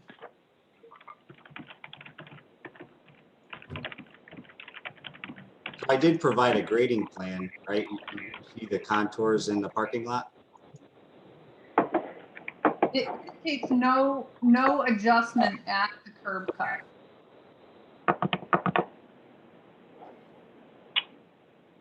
Did you, Sarah, did you drive onto the site? Did you use that curb cut and your car bottomed out? Is that the concern? That is absolutely true. And I saw it ahead of time and was very careful and to no avail. Okay. Now, GTI isn't known for its clearance, but No, and I don't think you're suggesting that that's one of the comments that isn't. If that was the, it sounds to me like if that was the only comment, then the commission would be comfortable with a conditional approval contingent on a grading plan for the curb cut. But I think what I'm hearing is it's the culmination of all of these comments, some of which are perhaps a little bit more, I don't know if I want to use the word vague because they're very specific, but open-ended, I guess, is the way to describe it. yes, Aaron, they're design issues. And how can we define what will be an acceptable landscaping plan until we see it? So from the applicant's standpoint, is there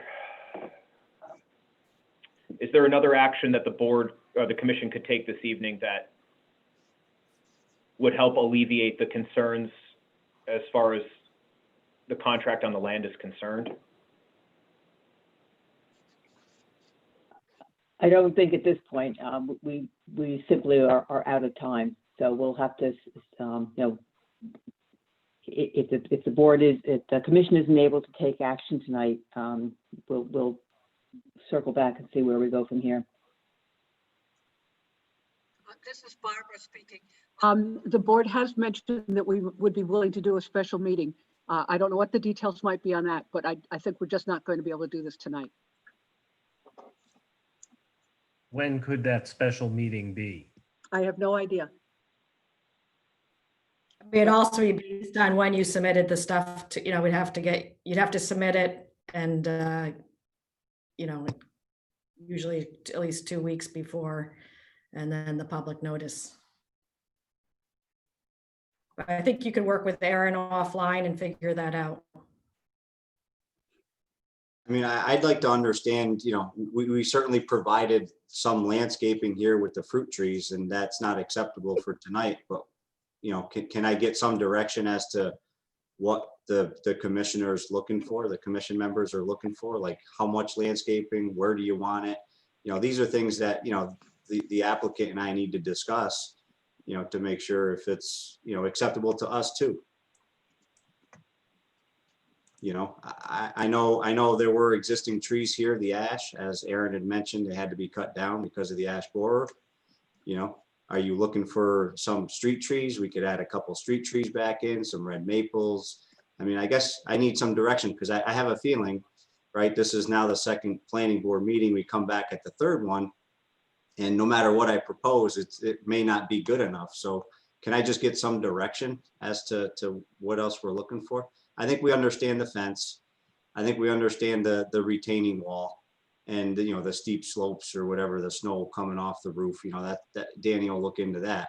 But, it really comes down to the curb cut, like you had mentioned, and the landscaping. The curb cut, we can analyze that again and maybe soften it so that a normal car wouldn't bottom out. But as far as the trees, are you looking at a couple more trees in the front? Are we getting rid of these fruit trees on the north side here? If I could just get a little bit more direction, that would be helpful. This is Sarah. I'll give you a couple examples, but what I think would make sense is that a landscape architect take a look at this property. The easternmost part of the property, 1/3 of the property is unhealthy grass. I could imagine, for example, filling the entire property with maintained wildflower meadow, or a true orchard with, and we heard you and respect the fact that you're not interested in inviting members of the community onto the property, but it could be a visual amenity. So it could be perennial gardens. It could be trees with benches for your residents. Some sort of amenity that improves the visual and cultural quality of the neighborhood. From the perspective of the neighbors, what we hear is bringing many more humans into this property is not an improvement. It may ultimately become a social improvement, but it taxes the neighborhood in some ways. And so to offset that, create something that's beautiful that counteracts that. And those are two simple ideas. And certainly street trees on both Eagle and 9th where necessary.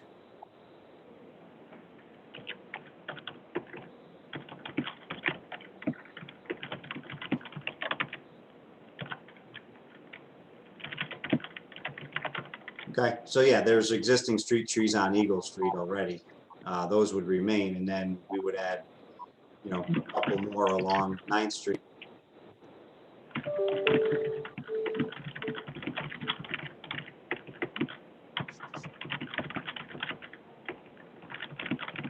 we'll look at maybe possibly putting a couple of trees, within that grass area. But, the intent is to keep that grass area, so that this tenants can utilize, the grass area. We don't want to fill it up with too much. So we'll look at that.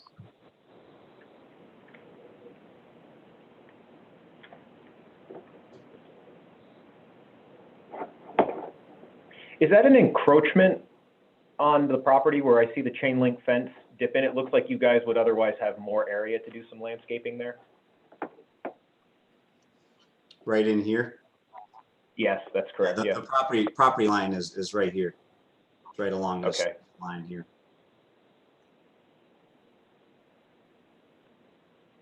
I guess what I'm asking is there some use between the chain link fence and your property line there? Is it a grade change? Is it the neighbor's encroachment? It's just where the existing fence is. We weren't planning to touch that fence on the north side. Okay. We weren't intending to relocate this fence onto the right of way either. As I mentioned in my presentation, a lot of this would be repaired and it would be painted in a dark color, so that it would blend in and you don't really see a fence. So, these are things that, we need to discuss internally here, and, hope it's good for the next meeting. Since the street trees were mentioned already, I don't know if there is a plan in place to replace those, but we certainly do like to see street trees as a quality of life and enhancement and a traffic calming mechanism. So just to put that out there, while you guys are considering your landscaping plan, I'm not suggesting that the board, makes it conditional in any way, but we are always excited to see more of them. Okay. I mean, here's a thought. What if we got rid of the chain link fence along 10th and Eagle Street? Do we really need a fence there? Would the planning commission be opposed to removal of the fence and just having this grass area with, some trees and, some perennial areas? Luigi, this is Sarah. That is very appealing. I agree. At the last meeting, I believe we may have suggested that, and it was not well received, but I think that's the ideal situation. Is remove the fence. Okay. If it's safe to do so, yes. Yeah, sure. Yeah. Yeah, obviously we can't, near this retaining wall, that needs the fence for fall protection, but, where needed, I think, maybe we remove the fence, and sometimes that, that looks nicer, when you're just looking at the open grass area there. Okay. So we could look at that, some additional, adding new street trees on the 9th Street. Keep the existing on Eagle Street. And what else? So that's pretty much it, I guess, on the landscaping side. That's not, a heavy lift, I don't think. I guess showing that grass strip that you were talking about, just showing what you were proposing. Yeah, You were right. talking, not shown, yeah. Right. So that'll be, between the concrete and the curbing. So that would have to be ripped up anyways if we were going to put trees. So Right. that kind of goes hand in hand. But yeah, these are notes and note details, I call them, on a site plan level that we can certainly add. Yeah, I guess if you would pick out, like on your drawing now, it just says fruit tree. If you could, select the type of tree and the size, caliber. I'll put a little legend and landscaping schedule and, the size that we're proposing and everything else. So, I was thinking, I know at the last planning board meeting, either apricot or peach, those are one of the two that I was thinking, but I can certainly label that. Well, the neighbors next door, I think, probably have a lot of insight on what types of trees you could plant, considering their Jack is an arborist, so you might want to extend an arm that way, or hand that way.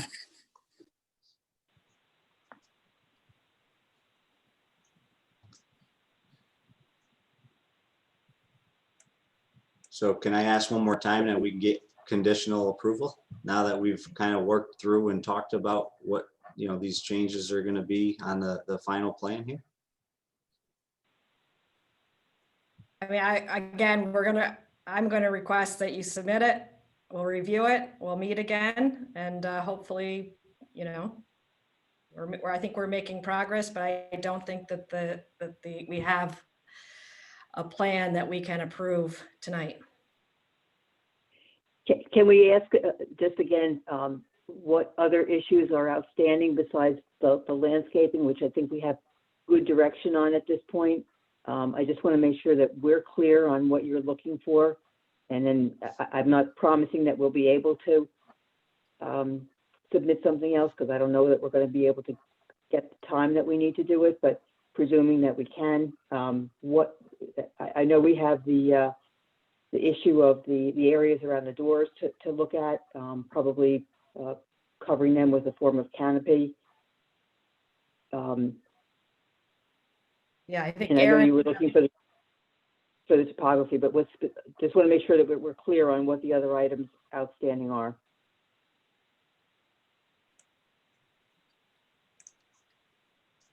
yeah, I think Aaron, you ran through the list. You have it all typed up. I do. I can really quickly summarize. It's essentially that all improvements to take place on this property need to be detailed on the site plan. A separate grading plan and a separate landscaping plan should be provided.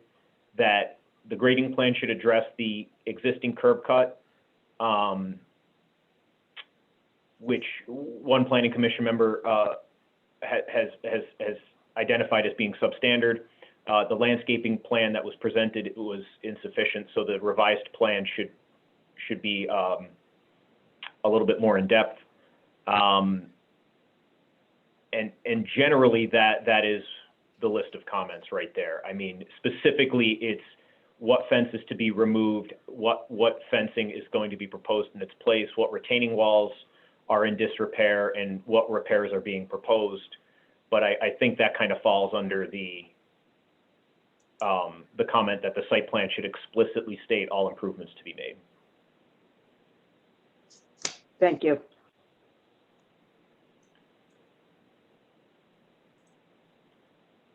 Okay, so But it also sounds like the applicant, a conceptual approval or something along those lines is not going to be sufficient enough to help alleviate the contract requirements. No, we unfortunately, we do need a final approval. It can be conditional, but it needs to be a final approval.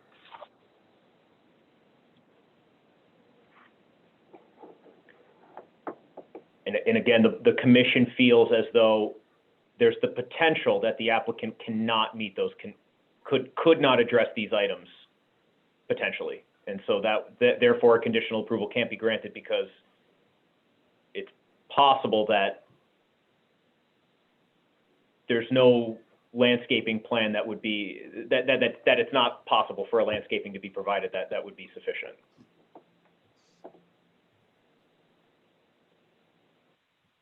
But we appreciate everyone's time and we will review it and communicate with Aaron to see what we can and can't do.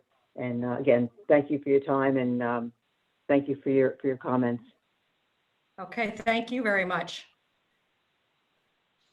Okay, well, we still have quite a few items on our agenda tonight. So we still have one remaining old business item, and that is PLPC 2020-0041, 31 Cottage Street. Site plan review and seeker determination. Cottage Street Apartments is seeking approval for 1 12-unit apartment building. The applicant is here tonight. I see you. I will turn this over to you. I assume you have a presentation. Yes. Good evening. My name is Brett Steenberg. I'm the engineer for the applicant, Cottage Street LLC. Their proposal for a 12 12-unit, all one-bedroom apartment building located on the property that they obtained a couple of years ago.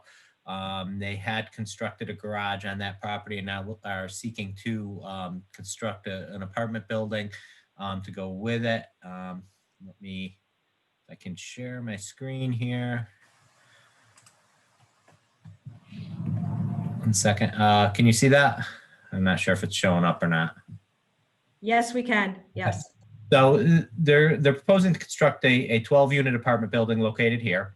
The apartment building will meet all of the necessary setbacks in the R2 multifamily zone with 15 new off-street parking spaces, one of which will be dedicated as handicap accessible, and 4 spaces dedicated from the new garage, bringing a total of 19 parking spaces for the 12 one-bedroom units.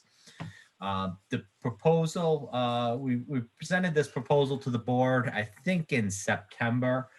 And there were about 4 comments from the board, and I'm just going to go through those comments real quickly, just to address them. The first comment was to research the property to make sure there were no drainage easements through the property. We did submit a title report to the planning department for that, showing that there are no easements through the property. And that's something that the applicant had looked into.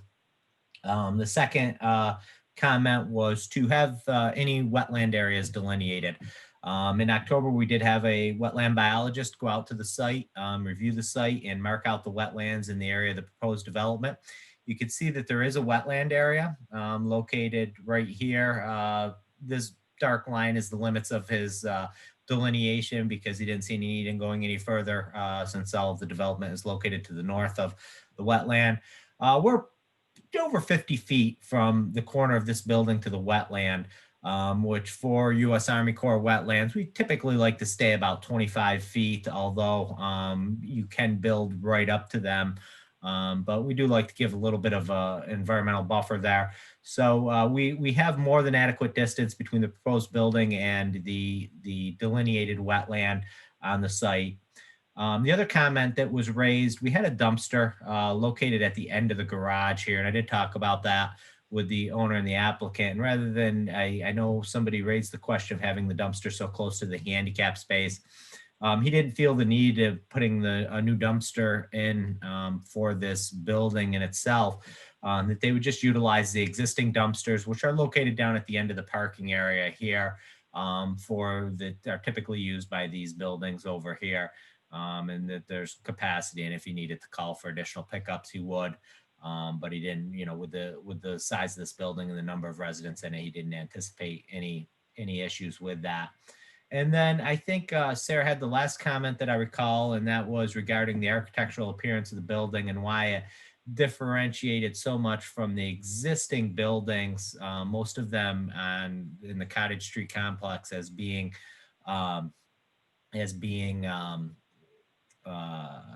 brick faced. And as I explained, I think the constructing a building of this nature fully out of brick to complement those buildings was a little bit lofty for what the budget was on this.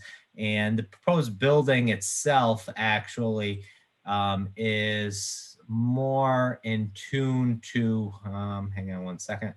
What the two new buildings, being the offices and the building behind the office, more in the likings of that with the gray siding.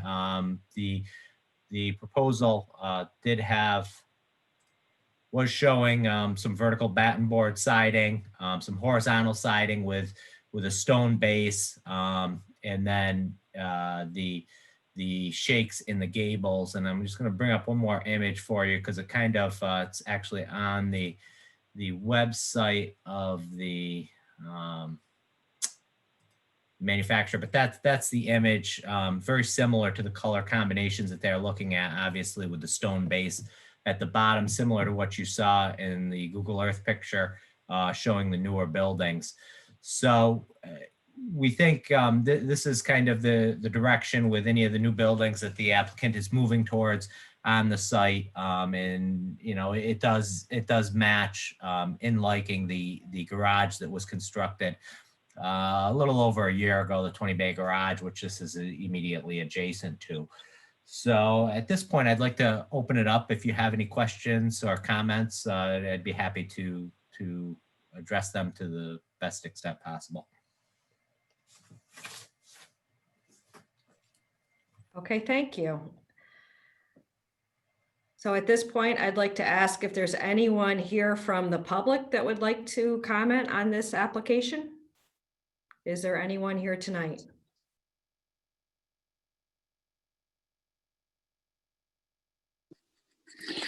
Hi, Commissioners. James here again.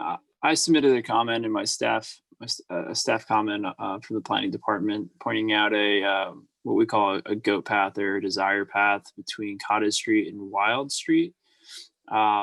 It's pretty evident that that's a used route for pedestrians trying to access probably Route 4 from this site here. And it seems to be something that was deliberately done in the original iteration of this construction, and potentially, you know, I guess not really thought of in the iteration. So when I say deliberately done, I mean the way that the roads were laid out. Obviously, they didn't want an intersection there. So being that this is clearly being used, it seems like it would be a great time for the landowner here to address that route that pedestrians are trying to use. I believe there's a guardrail there now, so it's a bit of a barrier, obviously.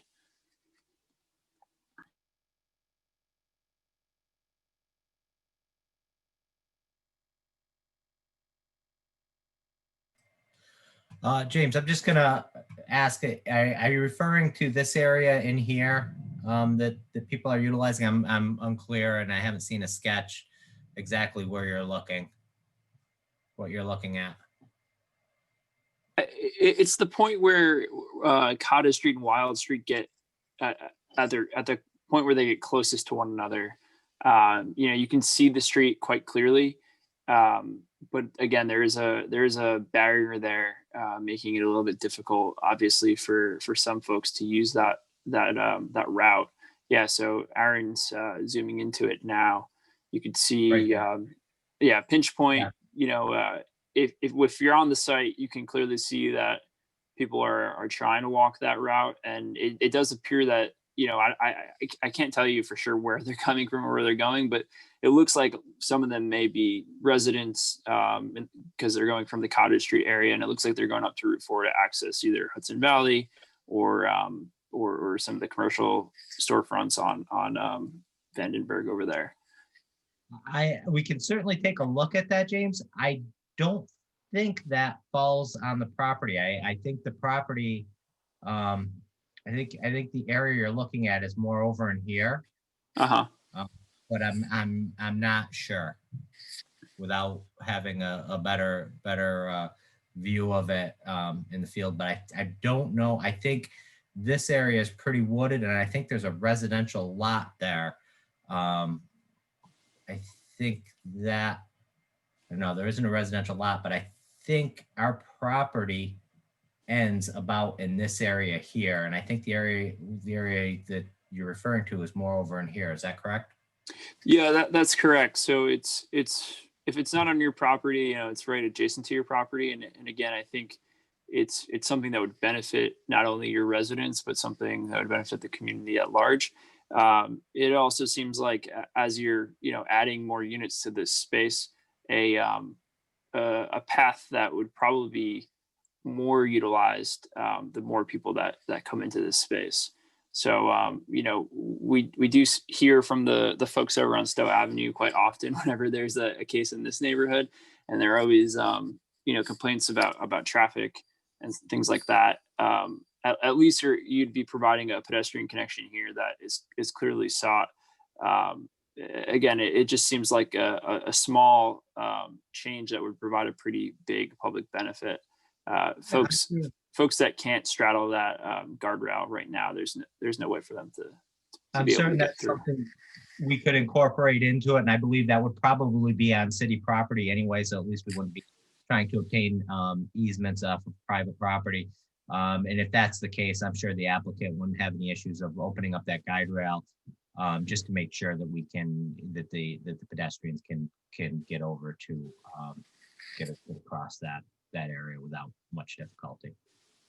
Great, thank you. The only other comment I had was a question. You pointed out the distance between the structure and the wetlands. Would any of that area adjacent to the structure be disturbed during the construction of this site? Actually, that area would probably be receiving the least amount of disturbance because it's the lower area of the site. The area towards the wetland, I mean, you're probably looking at 8 to 10 feet off of the foundation of the building itself. So I don't anticipate any major issues with encroaching on those wetlands at all in any way. Certainly there wouldn't be any disturbance within 25 feet, which is the most the Army Corps ever really requests as far as buffers off of their wetlands, and many municipalities actually have buffers of that nature as well. Great, thank you. Okay, are there any other comments from anyone in the public tonight? So I believe Andy and Aaron, I believe at our last meeting, we had a public hearing and we didn't receive comments, so we adjourned it. And then here tonight, we've opened it up. So is that correct? Did we adjourn it last time? I believe so. Yeah, I believe you continued it to this meeting, yes. Yes, okay. So we would either need to continue to adjourn it or close it tonight. So I'll ask if there's a motion from any commissioner regarding the public hearing. This is Sara Wengert. I make a motion to close the public comment portion of the hearing. This is Suzanne. I second the motion. Thank you. So taking the vote, Barbara Higbee. Barb, you there? Sarah? Yes. Anthony Moen? Yes. Suzanne Spellin? Yes. Edie Rudolph, yes. And Barb Higbee, I did not hear you. Did anybody hear her? No, I can't get in. I hear her. Me? Yep, there you are, Barb. Okay, thank you. I vote yes. Okay, thank you. Oh, my computer just, all right, so commissioners, do you have any comments or questions regarding this proposal this evening? Phoebe, this is Sarah. I have no comments or questions.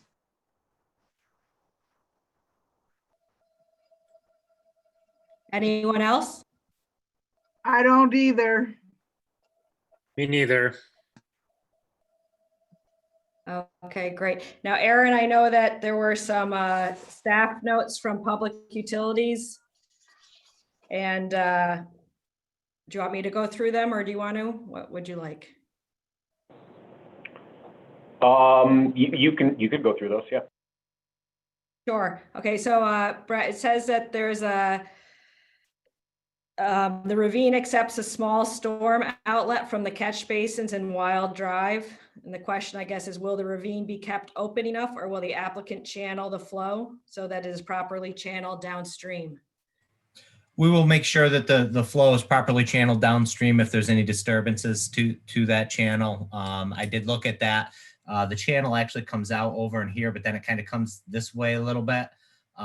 We will certainly, in the grading process, make sure there's adequate flow around the rear of the structure towards actually it ultimately ends up at that wetland area, thus creating the wetland area. And that'll be maintained and to allow for adequate flow.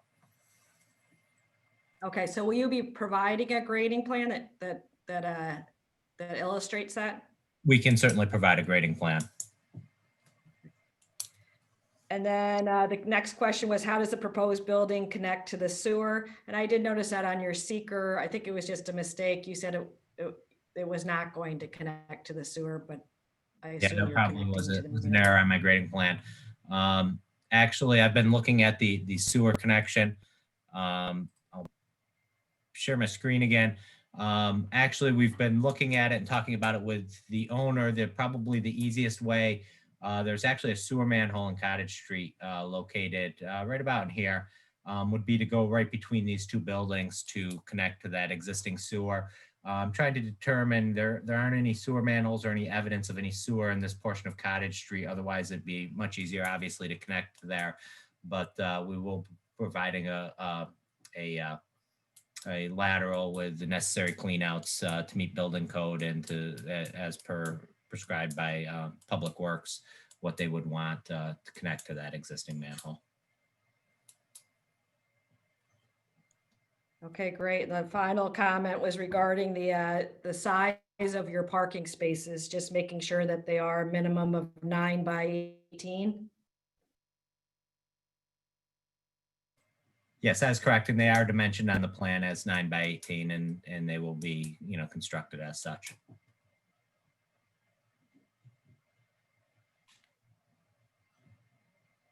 Okay, so I think those were the only comments. So I guess this is a concept plan. So are you going to be submitting a final site plan or where are you in the process? That is entirely up to the board. I mean, I would be happy for a conditional approval based upon, these limited comments from Public Works.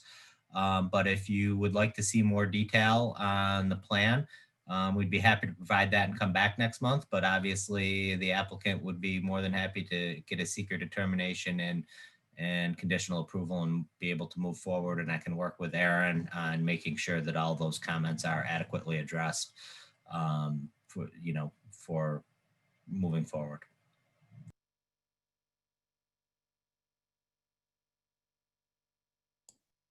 Okay, so I guess I just asked the board, are you comfortable moving forward? And if so, is there a motion with respect to lead agency for seeker?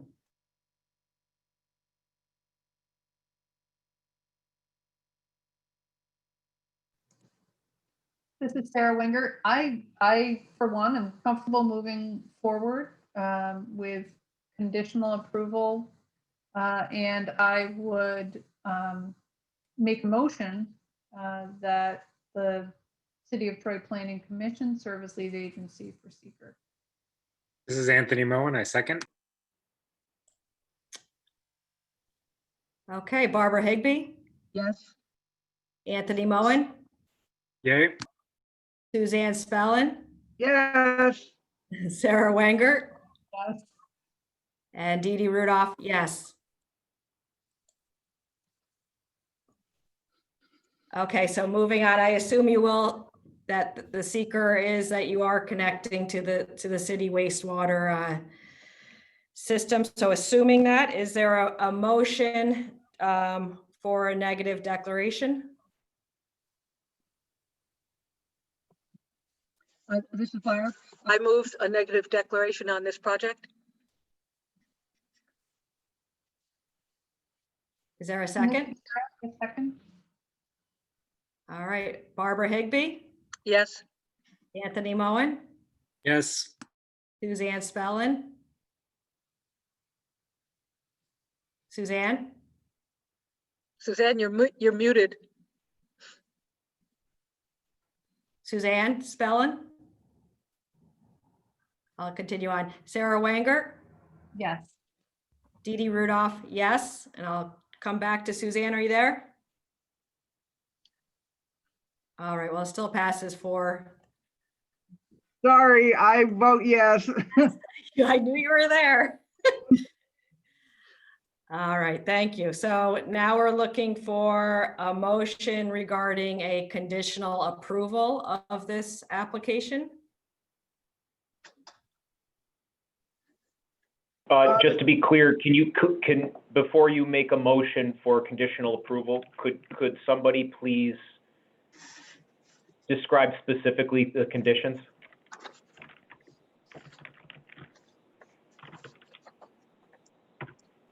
It's going to be part of our motion. Yes, this is Sara Wengert. I make a motion that we make conditional approval for this proposal. The conditions would be that all requirements made by City of Troy Department of Public Utilities be satisfied.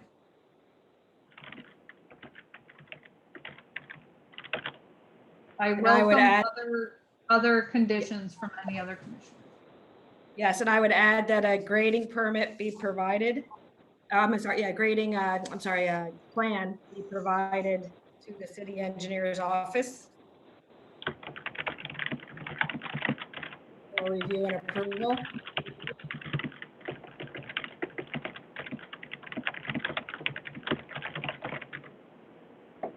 And that the bicycle pedestrian accommodation connection be made.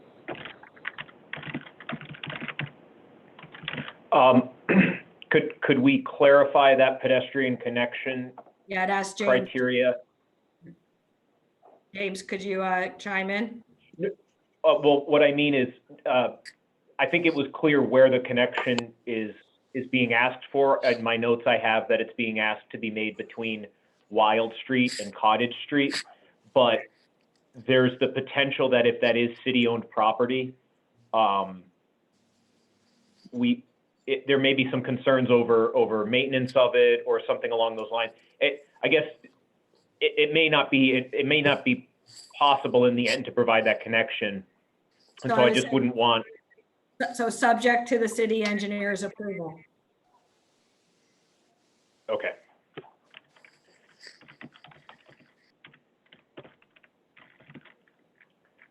Guys, give me homework. Anybody else chime in with any? Did I miss Sarah and I?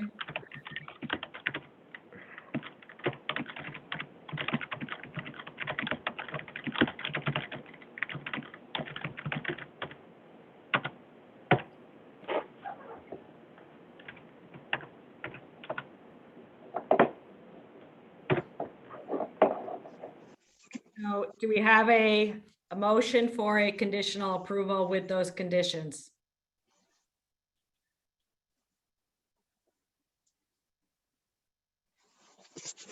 Yes, this is Sarah, and I make a motion for conditional approval. I second it. All right, Barbara Higley, Yes. Anthony Moen, Yes. Suzanne Spellin, Yes. Sara Wengert, Yes. and Dee Dee Rudolph, yes. Motion passes. Okay. Thank you very much, everyone, and have a great holiday next week, and I appreciate your time this evening. Thank you. Welcome. Care, Brett.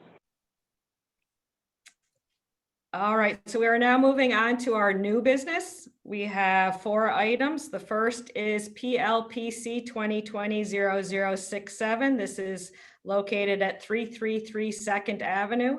Site plan review, type 2 seeker. It's Collar City Mushrooms is proposing to occupy an existing building with grow rooms, business office space, and a boutique storefront. I would ask if the applicant is here tonight, and if so, if you could please tell us what your project is. Thank you. Sure. Yeah. Hi, my name is Avery Stemple, and I'm a longtime resident of Troy. I have been here. I moved in 2013, but I've worked at RPI since 2008. And the reason I'm doing this is because I was furloughed as part of the COVID quarantine shutdown that happened. And I am pursuing a passion that I had with mushrooms and growing mushrooms. And I cashed in my retirement fund to get some startup cash. And I am, rolling forward with this. I implemented it basically in April and May, and we went on a a fervent search for buildings throughout the city. Originally, we were looking at very dilapidated structures that would have needed quite a bit of work. And I was directed to this space, and we really fell in love with it. It was a little more than we could afford to purchase. So we were able to convince the owner who was trying to sell it to lease it to us. And we signed a lease and moved in on October 1st. And it was my understanding that we would be able to get our building permit and, roll forward. So I built in a very short window of operability to achieve profitability. And that's one thing that this, 49-day delay while we waited for this planning commission meeting, which was not part of the process at all that was described to me, in order to get our building permit, because basically what you can see in the background here, we have some temporary tents that we're growing mushrooms in right now. And what we need to do is build in essentially vestibules that are enclosed and sealed so that, the environment stays within the vestibule to grow our mushrooms. So, yeah, basically the final piece that I need is your approval to get the building permit. And then I have restaurants already having bought some of our mushrooms, and more restaurants are waiting for the mushrooms. Once we get to scale, we can only grow so many right now because of the limitations of our tents. And yeah, so that's where we are right now. And so I'm one tenant in this building. There is another tenant in here as well, and that's basically the situation. I don't know.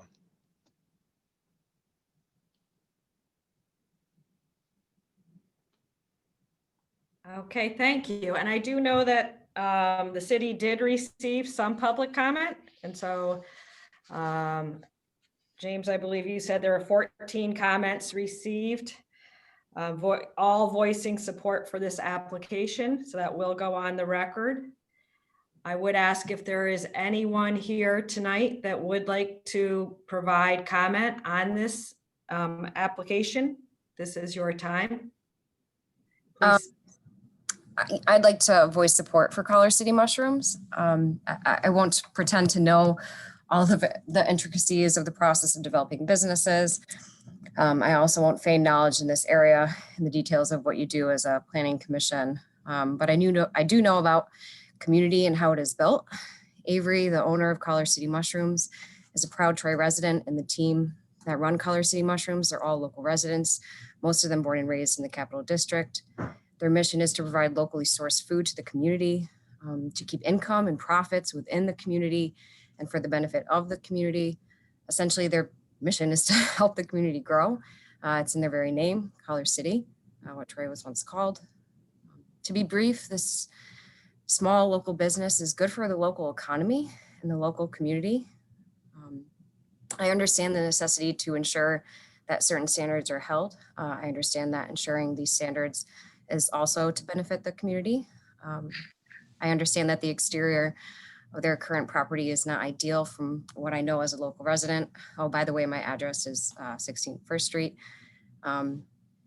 So again, I understand that some parts are not ideal, but I want to encourage opening doors for this local business and local businesses.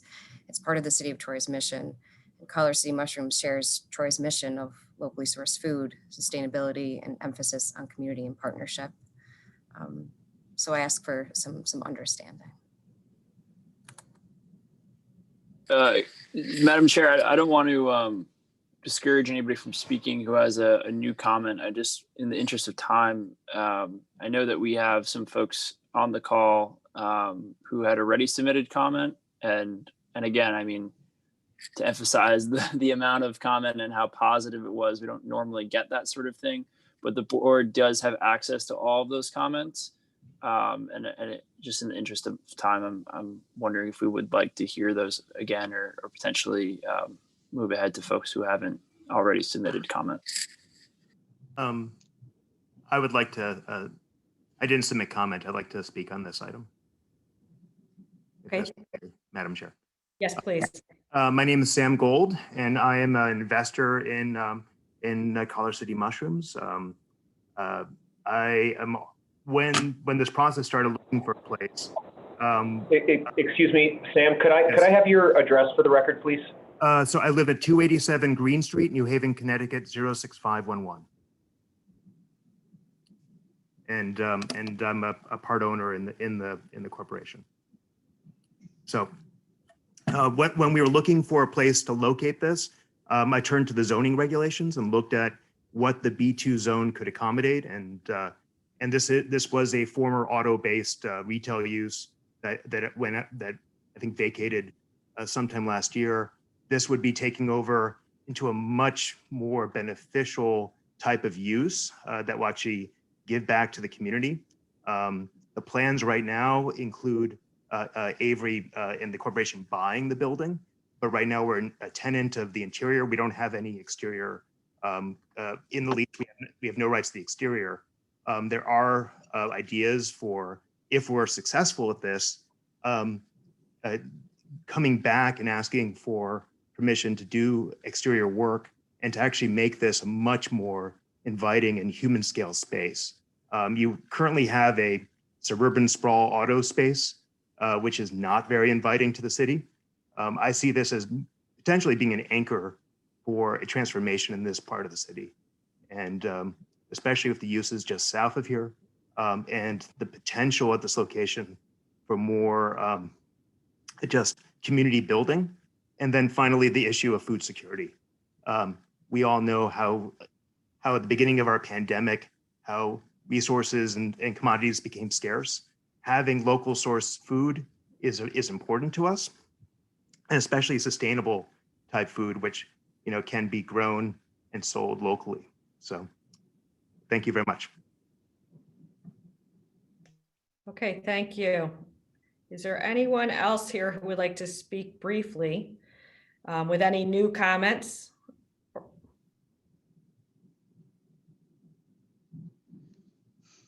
Okay, thank you. I would ask if there's any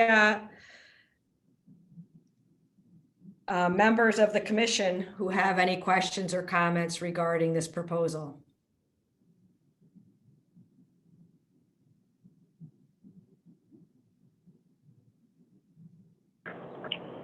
Chair, could I make a comment? I know that I provided a few staff comments, and I'd just like to provide a little bit of clarification on those if I could. Yes, please. So I believe in my staff comments, I addressed the fact that this was previously an automotive related use, and that the site was currently set up for that use. So there's some wide curb cuts that may not be required anymore, and there are some improvements I feel could be made to the sidewalk in the curb cuts that are adjacent to this site. Avery was very proactive in getting my office an estimate for some of that work, and I think I'd like the commission to entertain possibly providing a time frame for that work to be accomplished, as opposed to requiring that work be accomplished ahead of issuance of a building permit or of a CO. I think as Avery described, that he's in a little bit of a precarious situation trying to get the business up and running, and the cost estimate that he received for that work, I feel might be rather significant to do from day zero. So I would just like to revise my staff comments to include that. Okay, thank you. Yeah, and I do, if I can. Yes, absolutely. When I moved to Troy in 2013, my brother, who was in the Navy at the time and, had a little extra capital, so because he, was making a lot more than I will ever make. But he, and I decided to start a property management company. And we've also purchased 5 residential buildings in Troy. Again, this is all with his money. It's not anything I have access to really. But in each of these properties, we've gone through the proper channels and made, improvements and, new windows. We actually just replaced a completely asphalt sidewalk with brand new concrete. And that's the gentleman I reached out to give me the quote for the sidewalk here. You did fantastic work. And, my personal mission is bettering Troy, making it more beautiful, bringing people together and creating community. And that's something that I hope to achieve on a greater scale with this project here.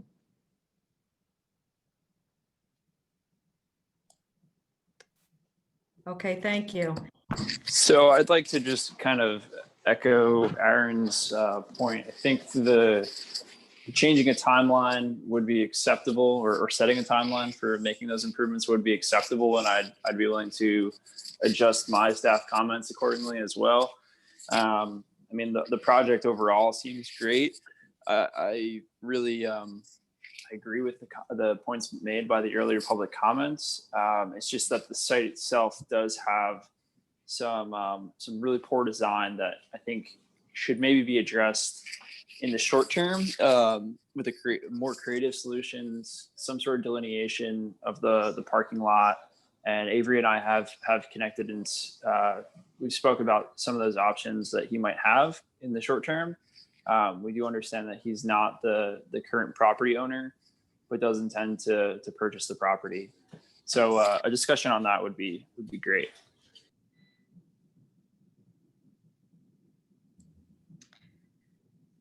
Okay, thank you. Yeah. So, Well, I just wanted to say, and I absolutely understand. I mean, I've been working here now for, 49 days, and there is a lot of pedestrian and traffic, and I do, obviously use the parking lot, and, clearly it was set up with a different purpose in mind. And, I've walked it and with some planters and arrows to delineate the ingress and egress, and then appropriate 9-foot by 18-foot parking spots clearly delineated. I think that we can, better detail what the lot encompasses and, where people can safely pass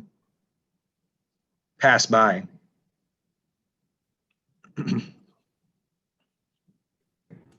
okay, so I agree with you guys that, just a short-term delineation, and then what kind of time frame were you looking at? Would I just have it, would we say, what would you recommend?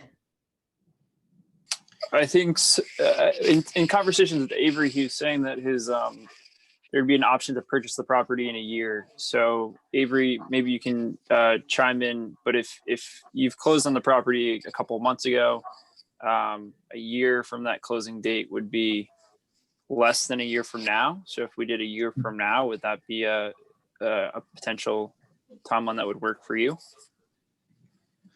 Yeah, I think so. And especially I think that, once we achieve the level of profitability where we can go to finance institutes and really, accelerate our timeline for purchase, it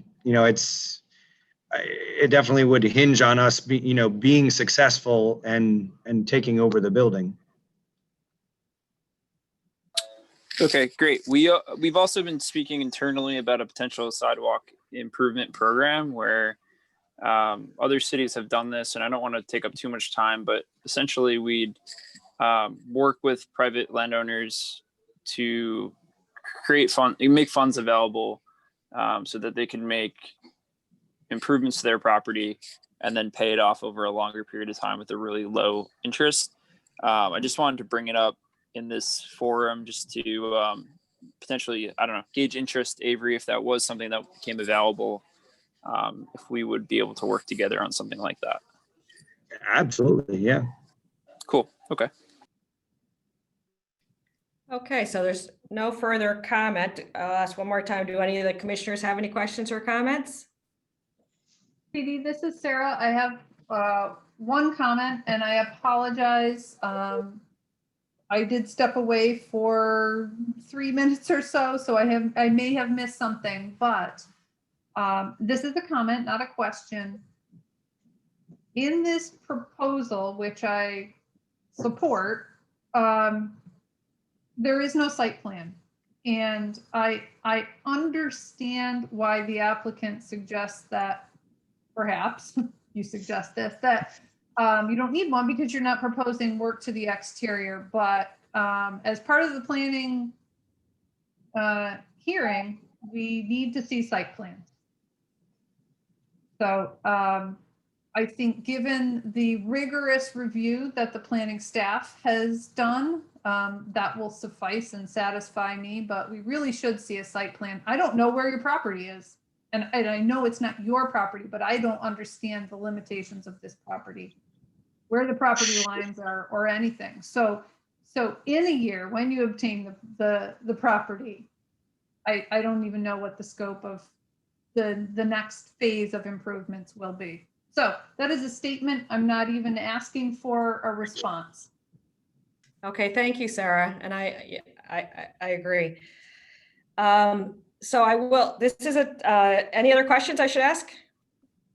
Nope. Okay, so this is a type 2 seeker action, so requires no further requirements regarding seeker. What we are looking for tonight is a motion with regard to site plan approval.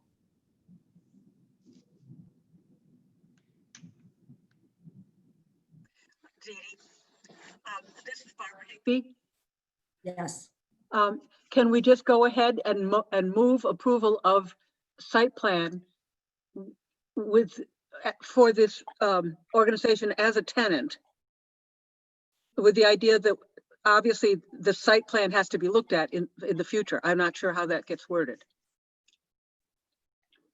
Yeah, so the site plan would be submitted to the city. We're talking about in a year from now for review and approval. Can I ask Andy if you would maybe chime in on kind of what our options are here?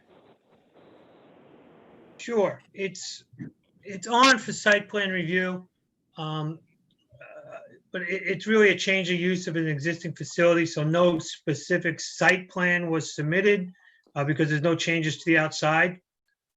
So the idea, I believe the discussion is can we approve the site plan this evening with some requirements and conditions of work to be performed in the future?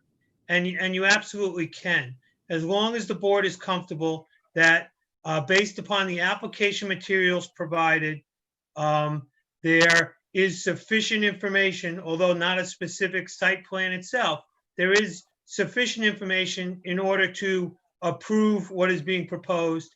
And then in terms of durational conditions, just make sure in the motion you place what you want done and the time frame you want it done within as a condition of the approval. Okay, Andy, though, is that the way to do it, or can we just grant the change of use now with the understanding that when they have control of the building, we will have to go through all these issues? Because if we have to do it tonight, that's just beyond me. Barb, there would not be I don't believe there would be a mechanism when the ownership changes to come in front of the commission. However, if let me think here. Can we just stipulate a time? What you're saying is, if exterior improvements are going to be made, then the condition then is that within 12 months' time, a site plan review application be submitted to the commission that shows these changes. Is that what you're? Yes, so that we don't have to try to wrangle it out tonight, because I can't bear that. No, but so it's not about whether or not he owns the building or not. Right. It's really, regardless of that fact, within 12 months, you'd like to see a site plan that addresses the improvements that were discussed. So we can okay, well then the mechanism that would force the applicant back in front of you would be, if that is a condition of the change of use, his CO would be revoked in 12 months' time by code enforcement. And so he would be, if he continued to occupy the establishment without submitting that plan to the planning commission for review, he would be accruing fines and be in violation. Okay. I don't expect that to happen. I'm just letting you know that that would be the mechanism to force the applicant back in front of the commission. Well, it absolutely could happen if he can't get control of the building in the 12 months as he plans. So I assume there's some And kind if of he chooses not to do the improvements on his own dime, yes. Yeah. Yep. Well, on somebody else's property that hasn't given him approval to purchase it. So that would be a serious matter. But that is one way to do it. Is what I understand that. Thank you. So, but I mean, I guess essentially what I need, or what I would like to see with your blessing, is that whatever approval I need in order to get the building permit, so that I could start more of the process that I need to, really achieve profitability. Is that something that is possible tonight? Yes, I think he just explained. I think that's what we're talking about doing. So, okay. Shall I make a stab at this motion? Yes, please. That I move that we approve the change of use, and with the stipulation that within a year, the applicant will come back with site plan review for site plan review. Andy, does that do it? Well, I'm a little confused because I think they're here for site plan review. So in effect, what you'd be doing is you'd be granting a conditional site plan review, which is a process approval, on the condition that a site plan, which is a document, be submitted within the next 12 months. I think that accomplishes your purpose. Okay, that's what I move. But I believe there was also some work that was proposed to be done within the 12 months as well. Well, that's the only work that I am authorized to do. Is I'm only leasing the interior of the space. So it's just the building permit for the vestibules and the installation of the equipment inside the space. Well, yes, but some of the sidewalk improvements are within city right of way, so that would be, you wouldn't need the owner's permission to do that. You would just need city approval to do that, which of course we would not object to you replacing sidewalk. Right. Okay.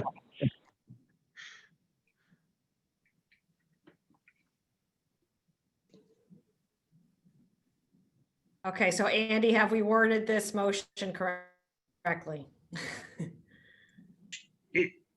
I think what I'm hearing is a motion to grant site plan approval conditioned upon one, formal submission of a site plan document within the next 12 months to the planning commission, as well as the sidewalk improvements to be completed within the next 12 months. I think that's what I'm hearing. Yes, that's exactly. Okay, is there a second? This is Anthony, I second. All right, going to vote. Barbara Higbee, Yes. Anthony Owen, Yes. Suzanne Spellin, Yes. Sara Wengert, Yes. Dee Dee Rudolph, yes. Motion carries. Okay. All right, thank you. Thanks, everybody. You're welcome. So we are moving on to our next case, PLPC 2020-0046, located at 770 Pauling Avenue. Site plan review, type 2 seeker action. J&J Apartments is proposing to occupy an existing commercial space with 3 residential units. I believe I see, is the applicant here tonight? I hear. Yes. Hello? My name is Tony D'Adamo with Capital Architecture. Hello? Welcome. Yes. Yes. How you doing? Good. Could you please describe your project to the commission? Yes. So it is basically, it was a commercial space which had a bar of approximately 2,800 square feet and a few small apartments upstairs. And when we walked through the space, The bar ceiling was actually at around 7 feet. And the upstairs, the apartments were about 7 feet also. So it was very small. I mean, obviously it was built 80, 90 years ago. I mean, it was built with beams and, it wasn't standard construction. So it was kind of just built the way it was built.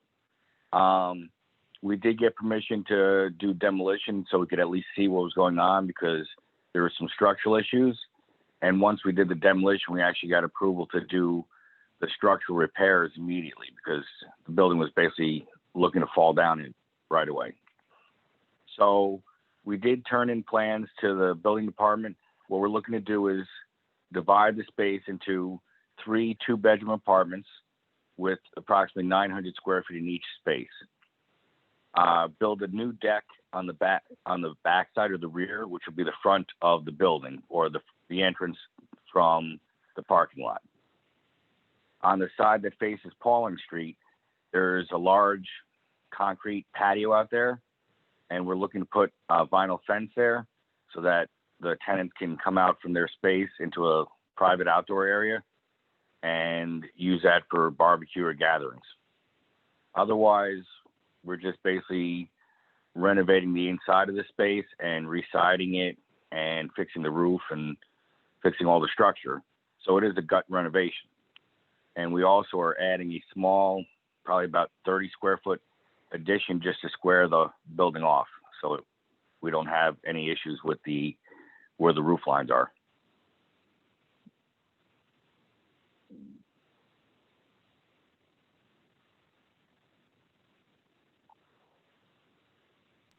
That would be the extent of the work that we're doing. Hello? Okay, yes, thank you. Okay, no problem. I would ask, you have more? Oh, is that it? Is there anyone here from the public tonight that would like to comment on this application? Yeah, I would just like to talk real quick. Yes, please.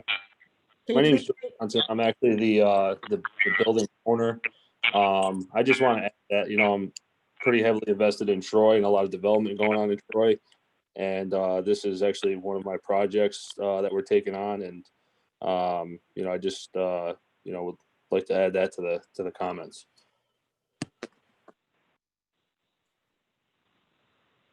Okay, is there anyone else that would like to provide comment tonight?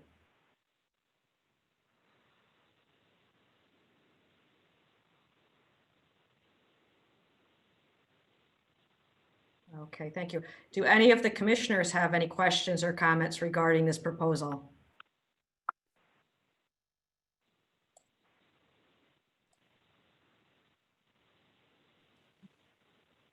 Dee Dee, this is Sara Wengert.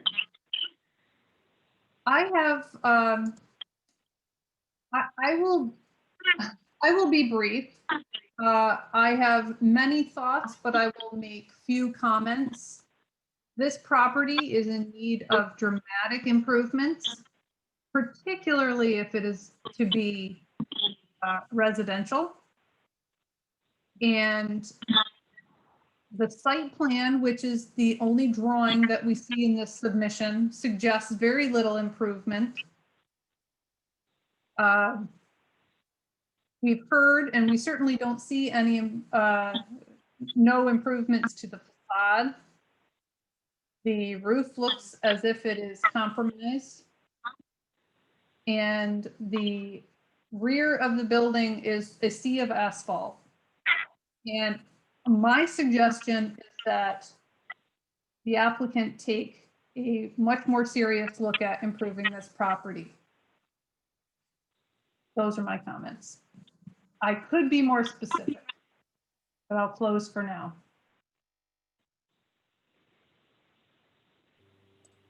Can I just speak to that comment real quick? Yes, please.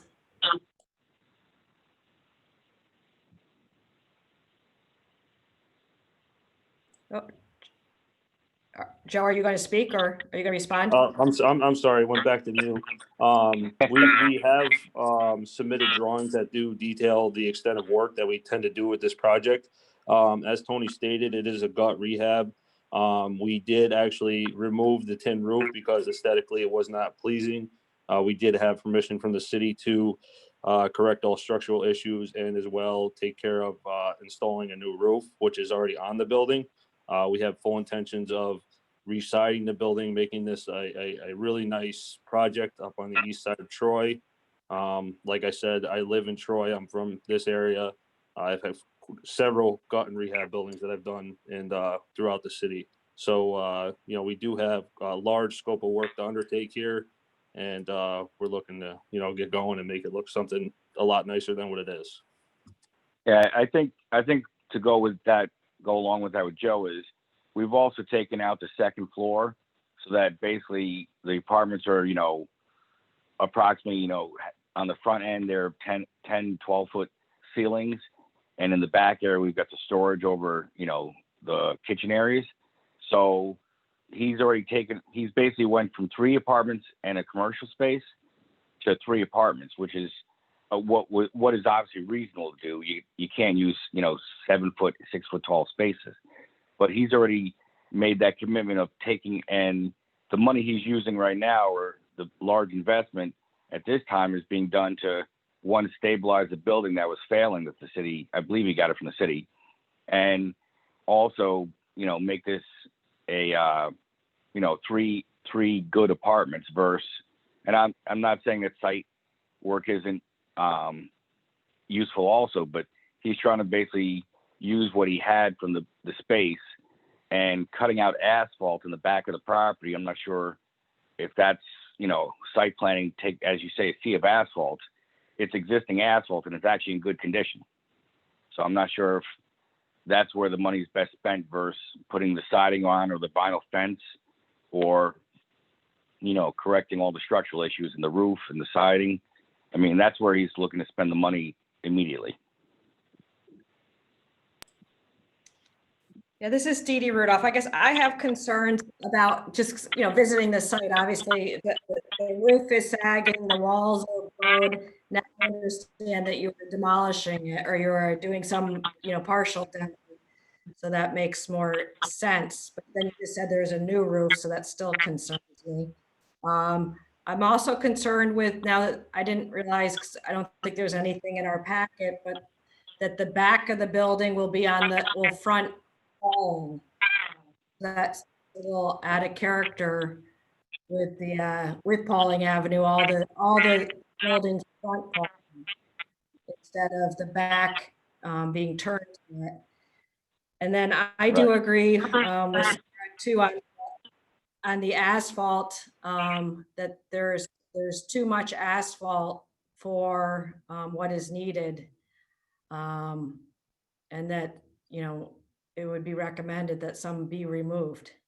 You're backing up to the creek, and it would just be you know, nice to have more green space there. There's no amenities that I saw on any of the plans, or I didn't see anything.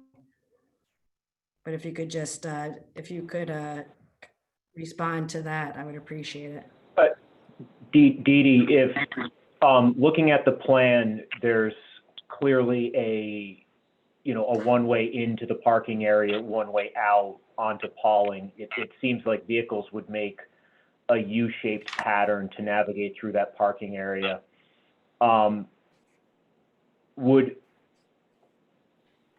It appears that you'd be able to fit the same amount of parking if you parked perpendicular to the building with a 20. So you come out from that deck that's shown in the back, 18 feet, new spaces there, 24 feet for a drive aisle, and then wherever 18 more feet take you, you'd still maintain that traffic pattern, and you'd have the same amount of parking. That's probably more parking than is shown there today.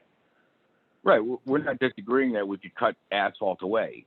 What we're saying is this is that's not a disagreement. We agree we could take off 25 feet of asphalt on the back. What I'm saying is, at this point, with the investment that he's trying to do to get this building that's with the structure and everything else, is that he's trying to put the money on the building. I mean, it's an odd building to have because it's a raised concrete patio in the front. So it's not like if it was on level, we could make it we could have front doors to the street, but it's not. So when we talked about it, me and Joe, we basically looked at it and said, well, I talked about a fence because the fence is very close to the sidewalk, and it's kind of a strange situation. But I don't think you want people basically out there lounging in the front, basically on their patios, which is kind of almost like a private space where everybody's driving by, seeing them, barbecuing, that kind of stuff. So it's a strange building. That's why even when we talked about, with the other planning commissioner, with variances and showing that we didn't need it, they agree that this is a kind of a one-offer. This is a strange situation where you had mixed use. We're going from mixed use to 3 residential pieces, but it's still slammed up against the sidewalk towards the road. It doesn't have any front to do anything with. There's no place to plant any trees. There's no place to do anything. And I don't think Joe has a problem with taking asphalt off, in the future, but we just don't want to commit to doing that when we have enough issues fixing all the meters, the wiring, everything to do with the three apartments in a space that originally he thought he was going to fit 6 in. And that's his issue. We understand that, but we do want to make the building complete first.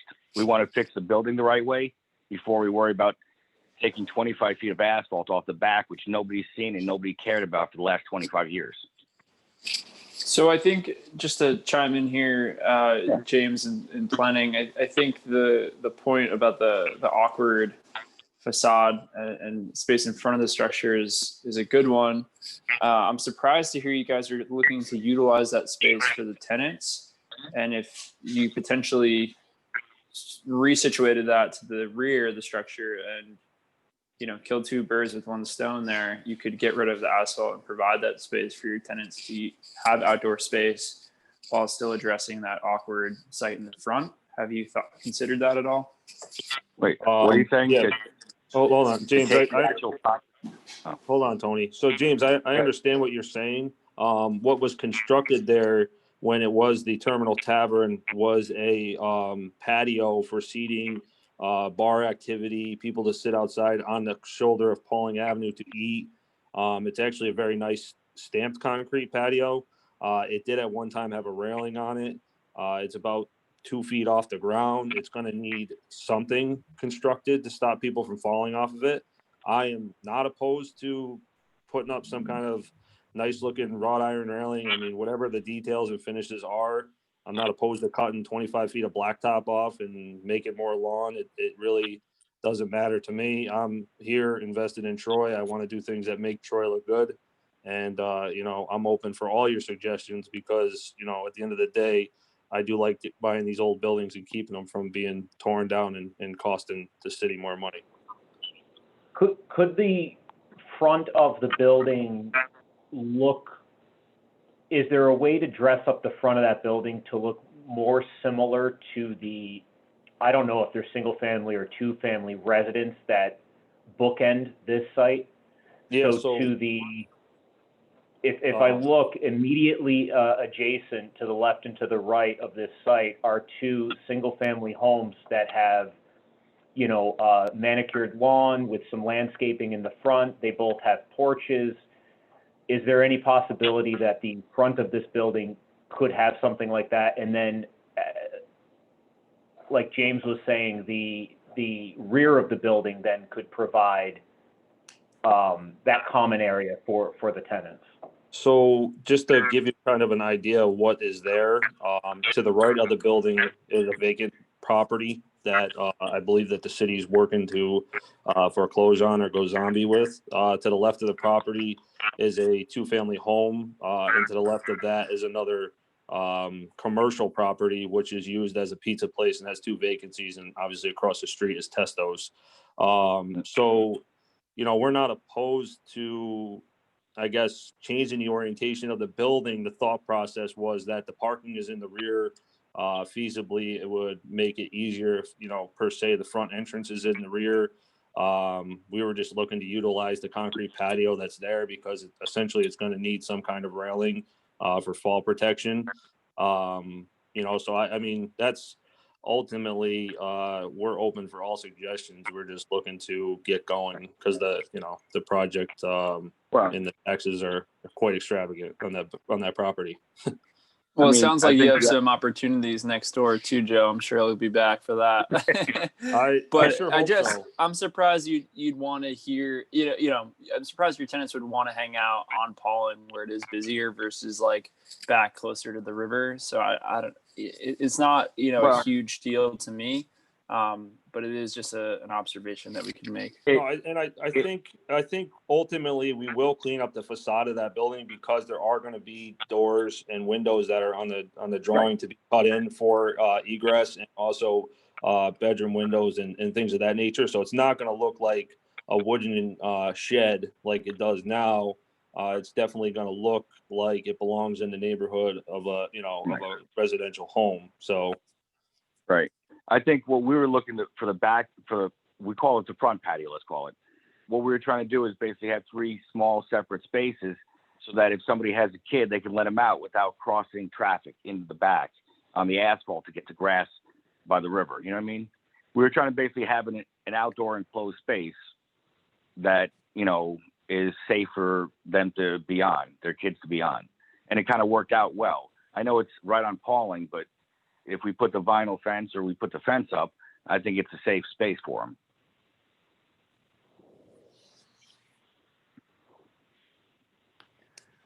them. This is Suzanne Spellin. Can you hear me? Because I'm not seeing everybody's faces at the moment. I'm seeing the general. Yeah, I can hear you, Susan. I can't see you either. I can't see the. Okay. Well, anyway, first of all, kudos for saving a building. I love anybody who saves Troy's buildings, so you got a thumbs up there. But I don't understand why you are putting while you're orientating the interior the way that you seem to be. It would seem to me that having the apartment front doors facing Falling would make more sense than going around to the back, and that way you could have your patio in the back on the asphalt or not, out of sight and private, and it would just look so much better from the street if the facade facing Pauling was the main entrance to the 3 apartments. I don't get why you're doing it the other way around. Well, I guess the way you look to orientate the building or the layout of the building was kind of specific to, I guess, just the parking that was available. We had the lot, so we figured people would utilize the lot and then essentially want to come in that way rather than walk all the way to the front of the building. So that was what we kind of orientated that. I think regardless if we put the front of the building on the front and made the back parking lot back, they're still going to use the back door per se. At this point, the layout, I think, correct me if I'm wrong, Tony, but would support either orientation. Well, no, it won't, Joe, because remember, the middle unit has the issue where you have to have windows in bedrooms. We only have so many windows. So the issue is, if we basically make it so that people come from the front door in or the back door, there's so much common area, I don't have any room for the bedrooms in the middle unit. There's no place to put bedrooms. So the idea. Oh, sorry. Go ahead. So the idea was, we can't park anyone up in the front area because obviously it's narrow and you got to get to the back. So if you're parking in back, that's really where nobody's going to walk. Very rarely you're going to have anyone walking along the length of Pauling to come to your door at the front. So we're basically doing that. So we're losing the whole front. We're ripping out all the concrete and losing their actual kind of an enclosed space on the outside for kids or whatever they want to do, to make a front that is basically killing one of the bedrooms in each of the units. We'll kill or at least in the middle unit, we're killing the bedrooms because we're forcing this long hallway to get to the back, where we're able to do it differently they park in back anyway. So they basically will go up on the deck, walk along to one of their door, to each front door, come in, and then the bedrooms are towards the back or towards Pauling, and it worked better. I guess I'm seeing it as more of a taking the building, dividing it in basically 3 parts and making Right.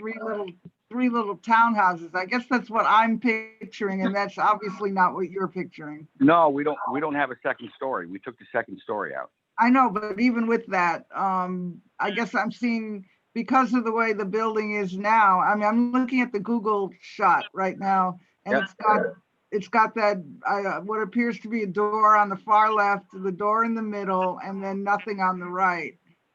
And I guess I was seeing those doors plus an additional door as being separate entrances into an apartment, but that's not. No, we're completely renovating how you come in, because all those doors are old, and it's an old barn, basically post and beam structure. Okay. So we're working with what we can do, where we can't just cut anywhere we want because there's certain posts that are holding up the whole building. Okay. But the point is, we're coming from the back because that's going to be your entrance. That's where everybody's going to come into their apartment. So if that's going to be the common, if they walk in that way, that's the public area where, if they have guests, they come in that way. Now, if we make it so that the front door is on the front, then 90% of the people are going to be coming through right past your bedroom as they come in. I think there's a, it's not, I don't think it's about making the front of the building where people enter. I think it's about making the front of a building look like the front of a building. So whether or not people enter from the rear of the building is really not the point. It's that the front of the building with a fenced-in area and a patio, when it comes to residential areas, typically fenced-in patios are not located in the front yard, they're located in the rear yard. Well, no, of course. If you were to restore the area between the sidewalk and the front of the building to be a lawn area that's landscaped and maybe has a seating area or something like that, but isn't this fenced-in area, and again is more in line with the residential areas on either side, then the fenced-in area, or perhaps not even a fenced-in area, but just a grassed common area, could be located in some of the reclaimed asphalt area in the rear of the building. Aaron, can I If I was going to live in an apartment and want to be outside with my kid or something like that, a picnic table in an area in the rear of the property along the woods next to the Wyenskill is going to be a little bit more appealing than along Pauling Avenue. It would be, other than the fact that now the kid, if you let your kids out to play in your backyard or your front, toward the parking lot, they're in the area where the parking lot is. They're going to cross all the traffic. I thought it seemed like it was a good idea that they could have an outdoor space, that they could open the door, the parents could be inside and the kids could be outside safe without being in the traffic. You know what I mean? Like a housing project. Aaron, if I can just speak to the patio, because I seem to think it's quite an issue. I mean, we're not opposed to. I understand that there's a white vinyl fence on there. If it's not if it's aesthetic and I understand it's going to look not the greatest, there are some options to do like an ornamental fence or something of that nature. I would just like to utilize the concrete that's already there, because it was obviously a permitted patio at some point for this establishment, and it had a railing on it. I just don't know how thick it is. It's very steep. I can't imagine tearing it out would be easy. So I'm trying to utilize the stamped concrete patio that looks like it's been built probably within the last 10 years or so. And if it has to be an ornamental change versus a white vinyl fence, I'm not opposed to that, because I would like, I understand what you guys are saying, and I definitely am an aesthetic person. So, some kind of Jarrett ornamental fence or something like that, but obviously it would be see-through. And if somebody wanted to sit there, they can sit there. But I just would like to utilize the concrete if possible, because I just don't know how thick it is. Yeah, just go ahead, Suzanne. I was just going to say, do you think you could provide us with some kind of drawings or renderings? Sure.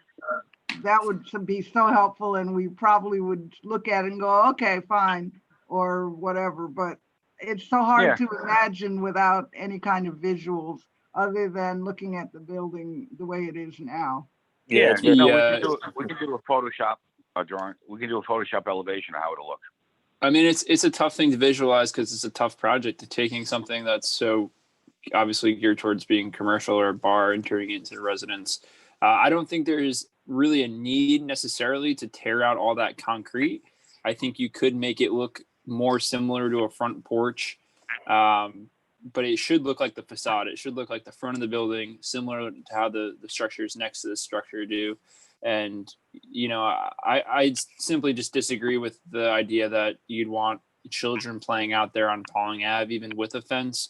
I I agree with Aaron's point. I think you'd want them in the back by the river. And Anthony, I hear your point on the traffic, but you're talking about, you know, the three cars or the three people that live in this apartment versus, you know, Pauling Ave, which is one of the busier roads in the area. So I think when if we provide the elevation and we get that drawn, because there are still 3 doors there are windows on the facade on the front, it'll Right. definitely look like another house that belongs there.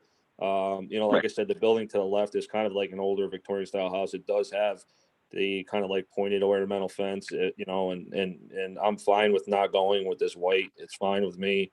You know, I think we can make an adjustment to kind of match something similar to what's to the left, you know, so, and it'll look like the front of the building to the left, you know, per se, as the fence does, like a Jarrett ornamental fence. It just provides a fall protection because that stoop is about 18 inches or so off the sidewalk on the Pauling Avenue. So that's the only reason there would be any kind of barrier between that and the sidewalk, just because of the height of it.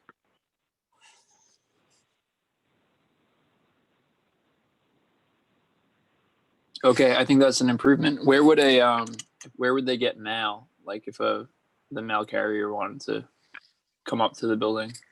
I would ideally I would like to leave the mailboxes off the side of off the front of the building. I would probably try to see if the postal carrier is willing to maybe just pull in on the right hand side of the building to you know, to maybe just drop it right out the window, because the mailboxes would be right there. I would definitely aesthetically try to leave it off the front of the building because, you know, mailboxes turn into eyesores after a while.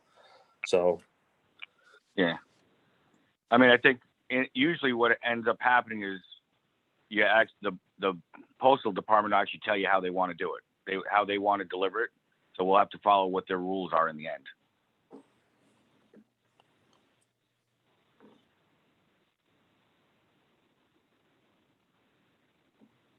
Okay, thank you. So you're going to resubmit, it sounds like, to us, and we'll take a look at it when we get it. is there, Are there any other I just had a questions? Yeah, I just had a quick question. If is there anything that would give us a conditional approval to proceed with the project per se for interior construction if we're basically stuck on facade issues as far as elevations? Because it sounds like we just have to resubmit an elevation that is going to be, you know, kind of minor and talk about what the front is going to look like. Because ideally we're looking to obviously move forward with the project. We haven't been able to do interior framing, and then also, you know, meet with our financial institution as well to discuss that matter. I mean, I think Joe was okay with taking off some of the asphalt in the back, right, Joe? So Yeah, we're I mean, okay with that. We own all the equipment to completely, you know, excavate 25. I mean, that's no big deal. That's literally labor. Right. Like I said, I'm just looking to move conditionally. So like if we submit an elevation or you know, the details, the finishes to you guys, you know, then obviously we can at least obtain our permit to move forward to start framing on the interior. You know, to move forward with, like I said, the bank and that direction as well. This property is still zoned commercially, so it still carries a heavy tax levy of about $10,000 a year. So we're literally just, you know, bleeding money at this point. This is Sara Wengert. I will not vote to approve this conditionally or otherwise tonight. Appreciate the help.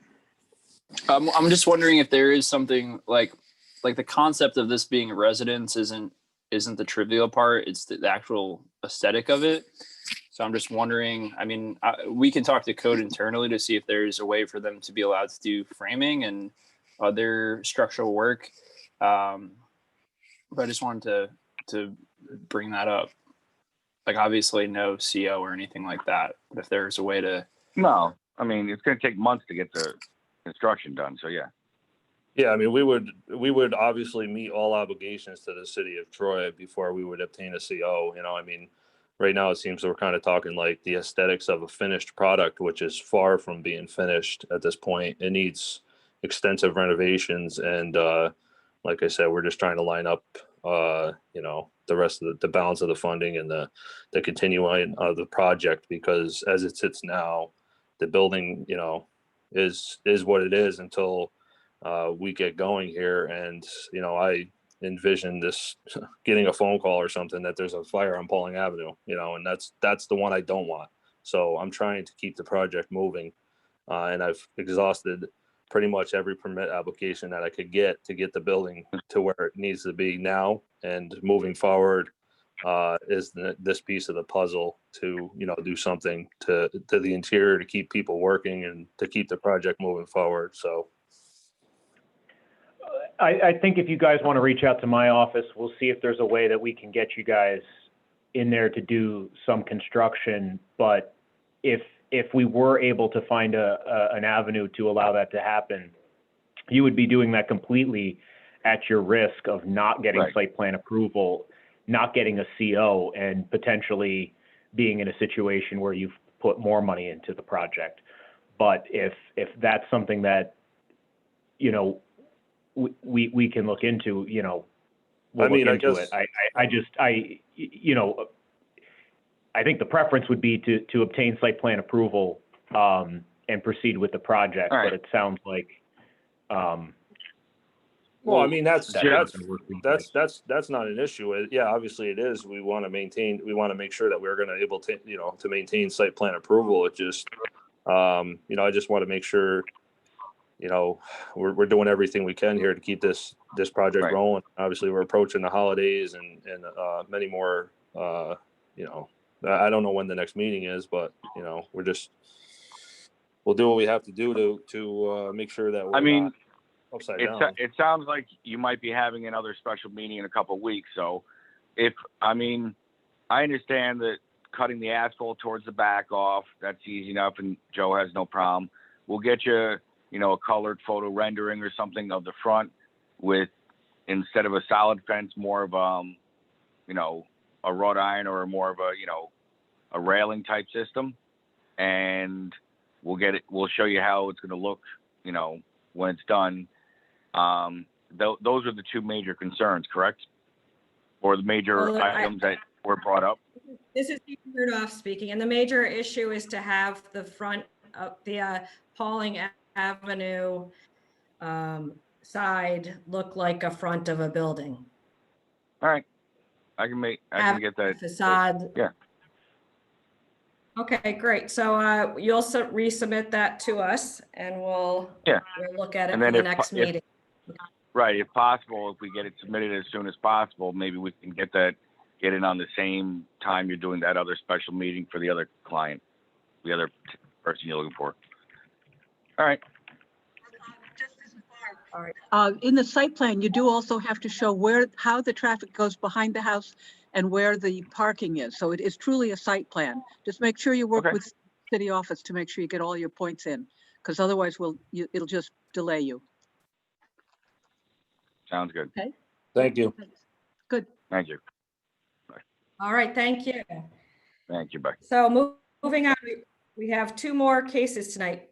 The second to last is PLPC 2020-0038, located at 523 Fifth Avenue, site plan review and seeker determination.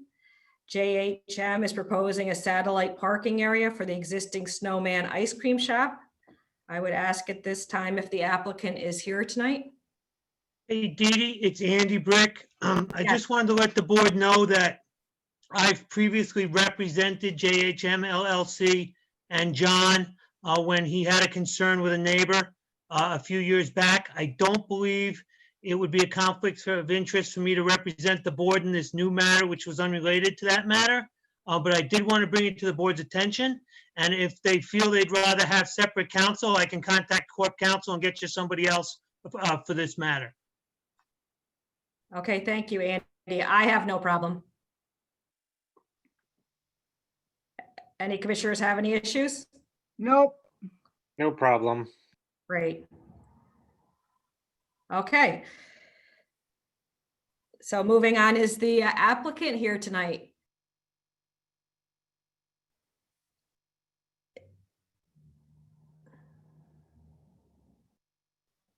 Anyone here from representing this project here tonight? Yes, I am here. Great, thank you. I can't, my screen is not showing the who's here, so thank you. Could you please just quickly describe your project and walk us through the details? Yep, pretty simple. Going to provide 15 spaces, asphalt parking lot, fenced in dumpster area, directional signage. I've owned the business since 1998. Just trying to create more parking flow so I can create more sales dollars for the city of Troy.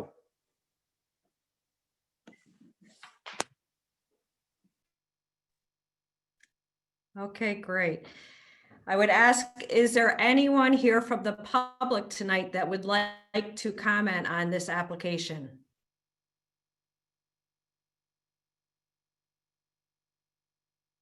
I do not hear anyone. So I will ask, do any of the commissioners have any questions or comments regarding this proposal?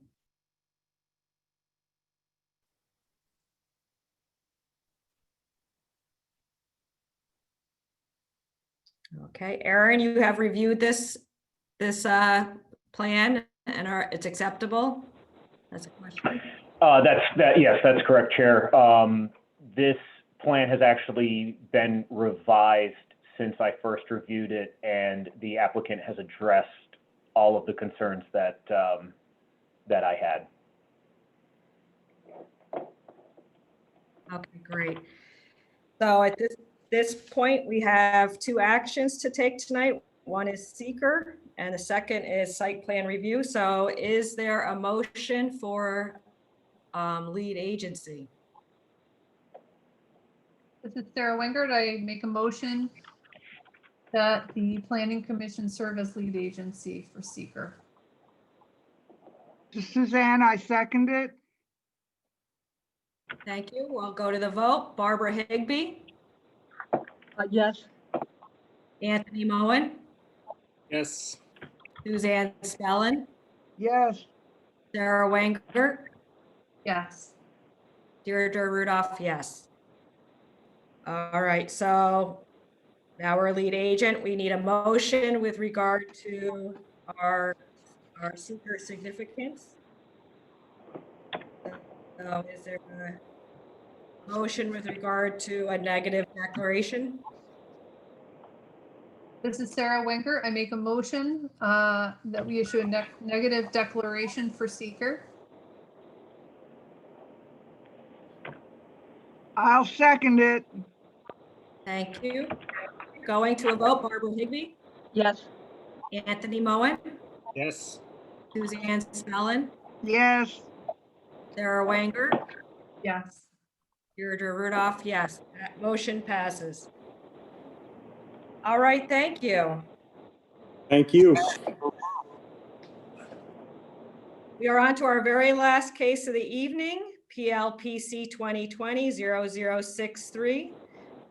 I believe you still need a motion for site plan approval. Ah, Right. you're right. This is Sara Wengert. I make a motion that we approve the site plan as proposed. This is Anthony. I second. All right, here we go. Barbara Higbee, Yes.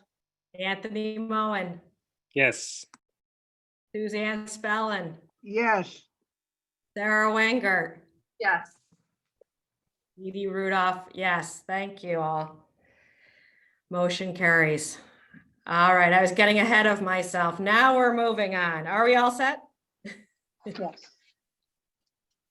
So PLPC 2020-0063, location is 37 125th Street and 2 Northern Drive. Looking for subdivision, site plan review, and seeker determination, unlisted action. Old Daily Custom Catering is proposing a lot line adjustment in addition to an existing structure. The existing and proposed use is a catering business. So I'd ask at this time, is the applicant here with us tonight? Yes, I am. Thank you. Would you please provide the commission with a brief presentation on your project? Sure. I'm on with Elizabeth Rodriguez, who has been helping me. And let's see. Earlier in the spring, we partnered pretty much for survival with a cookie company. And it has been largely how we have survived this pandemic in terms of cooking and so on, baking.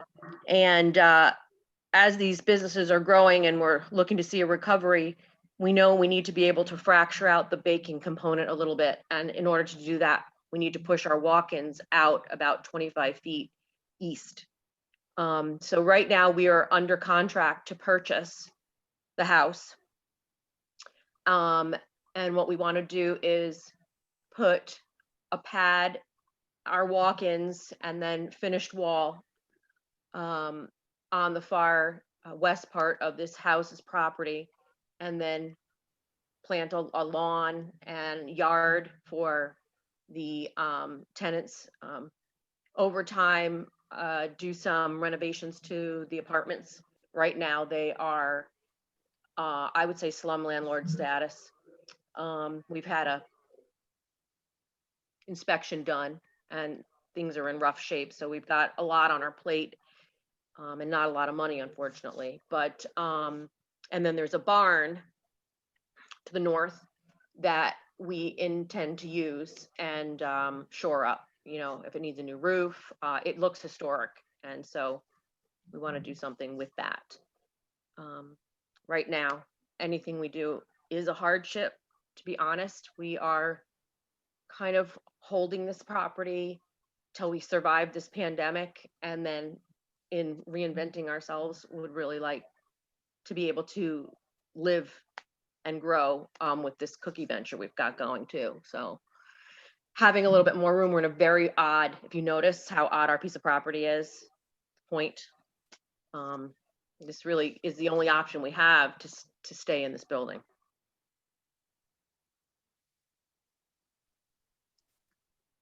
So, does anybody hear me?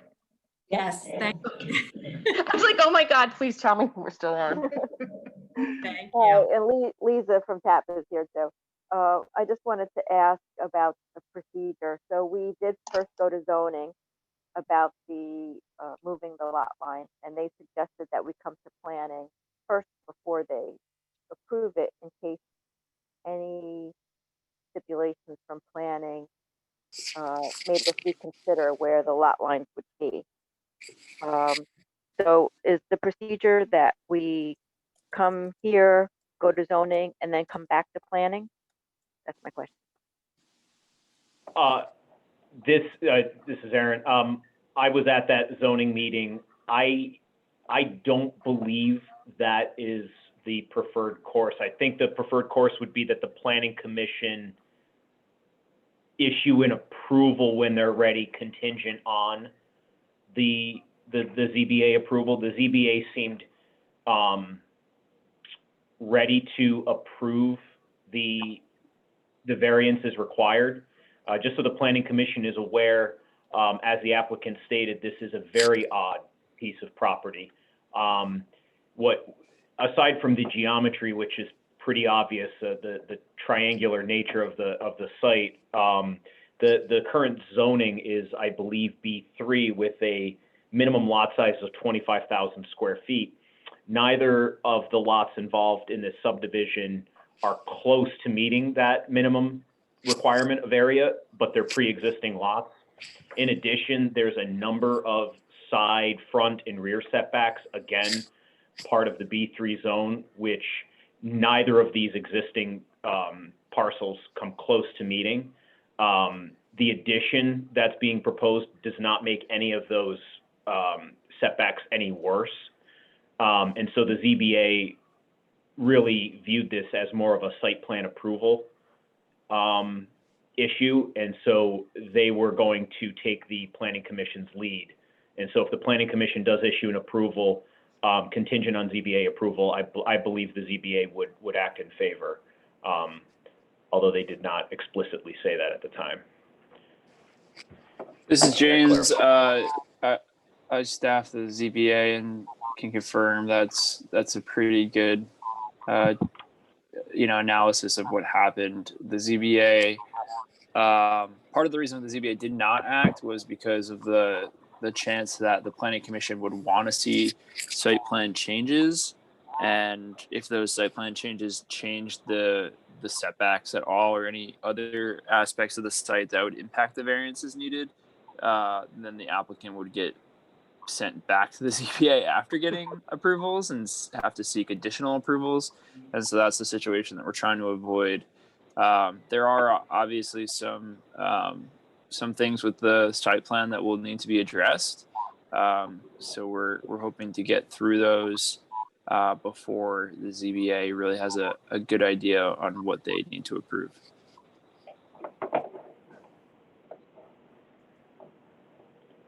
Thank you. I think that clears it up from my point of view.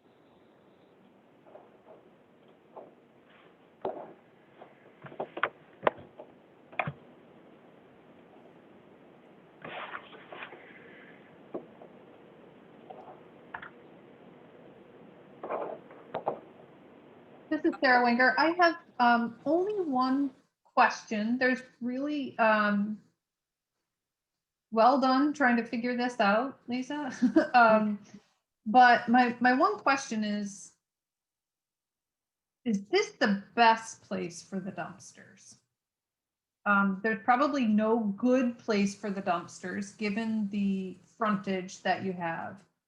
And so I'm asking a question without a response in mind, just kind of creating the dialogue there. Okay, so back in 2003, when we bought this property, we worked with a gentleman whose name escapes me right now from code that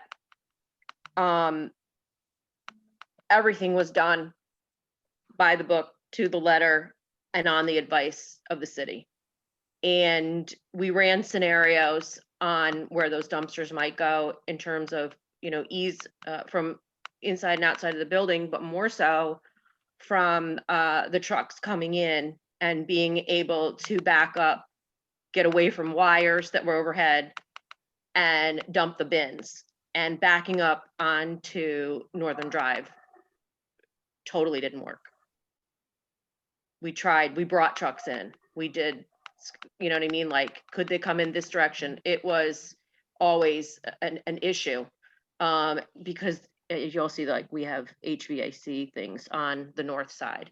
And so this was the spot that was recommended that we put these dumpsters. They've always been there.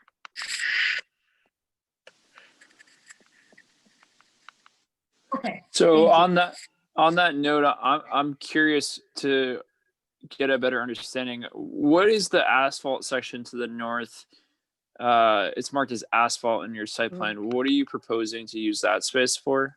Well, we already do use it. It has, if you see, there's our AC units, your compressors are on this pad. And that is there's a walk-in cooler right there, which we do plan on relocating.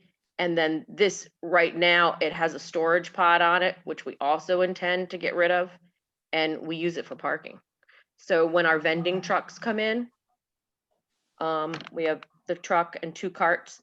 This is where they load, and our intention is to be able to gain access to that existing barn. Since we'll be kind of landlocked with the other piece of property in fencing off what was for the tenants, we would gain access from this asphalt area into the barn that direction. And we would be able to have our vending carts in there. So this is a whole work pad about 6 months of the year. And that AC unit is existing? It is existing. Yeah, the site is obviously really tricky. It's very tricky. I'm just curious as to why if the dump truck or the garbage truck picking up the dumpster can't back out onto Northern Drive, how I just can't imagine that it'd be safe to have any of those vehicles backing out onto Northern Drive. That's an immediate concern of mine. And then on top of that, the existing location of the dumpsters it appears to be in the right of way and where a sidewalk would go.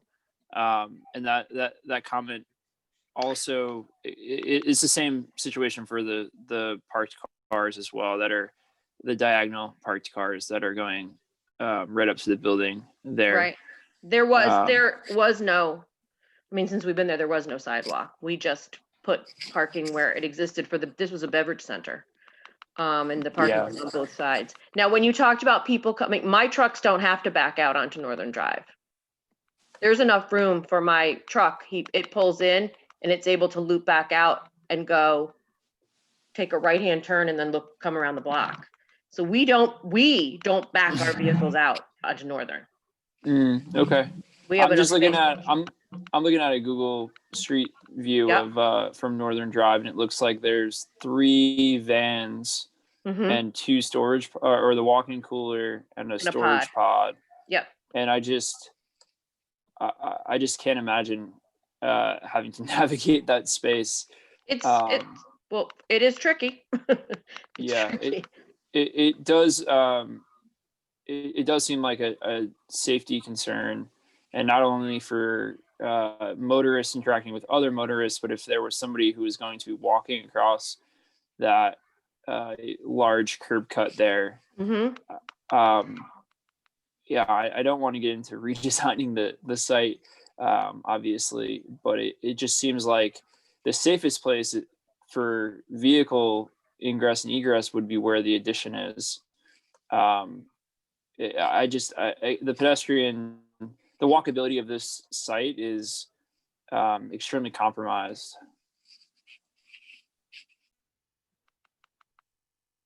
Nobody walks to us. Right, and I could see why.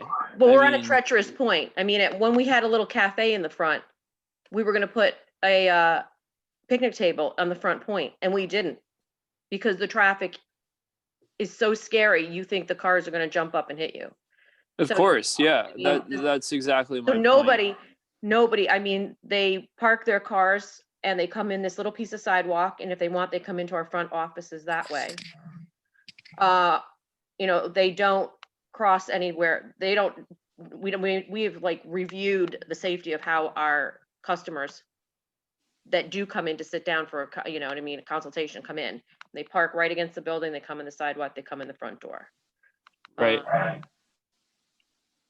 I mean, and they're again, the dumpsters and the parking are in the right of way or straddling the right of way in the property line. The curb cuts, I mean, the reason that you're pointing out that people are not walking or that it feels unsafe, this design is part of that. Well, it was our employees, actually. We're like, I would never sit out there. So are you suggesting to move these walk-ins onto the asphalt? Not necessarily. I'm pointing out the concerns with the dumpster location, the diagonal parking location, and the curb cuts. Those are my concerns. Again, I don't want to get into trying to redesign this project. I just, those 3 things, from a planning perspective, from a pedestrian perspective, they're problematic. Yeah, I mean, I'd have to second what James is saying, although, to be clear, I have absolutely no issue with the proposal itself. The subdivision, the variances that are required, it's a very unique site. use that's in keeping with the neighborhood. There's other commercial establishments nearby. And, you know, I don't think there's an interest in trying to nickel and dime the site plan here to make the situation that you find yourself in any more difficult.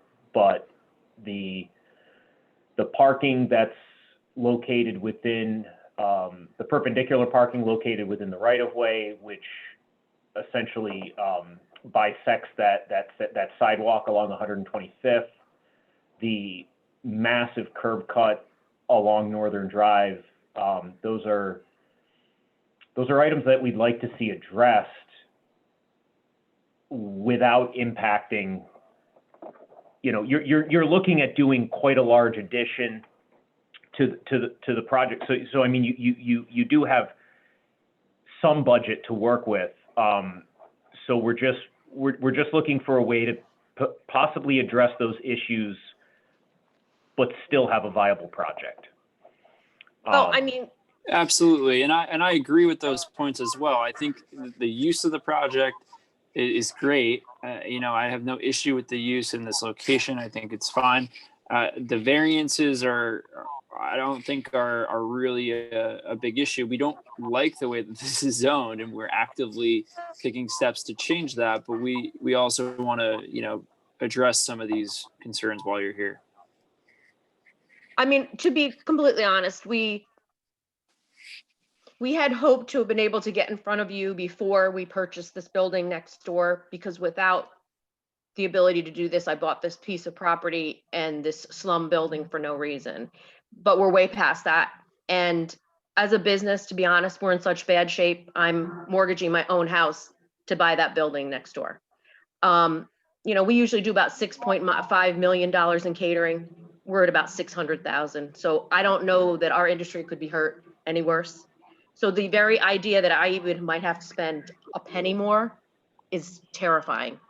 I mean, we're talking about now we want to create more jobs. I'm just trying to save our business, sustain what we have, survive this winter. And this whole conversation is basically, if I get the go ahead that we are going to be able to do it eventually, I can't even do it until next spring. So I just, or after, I don't know when.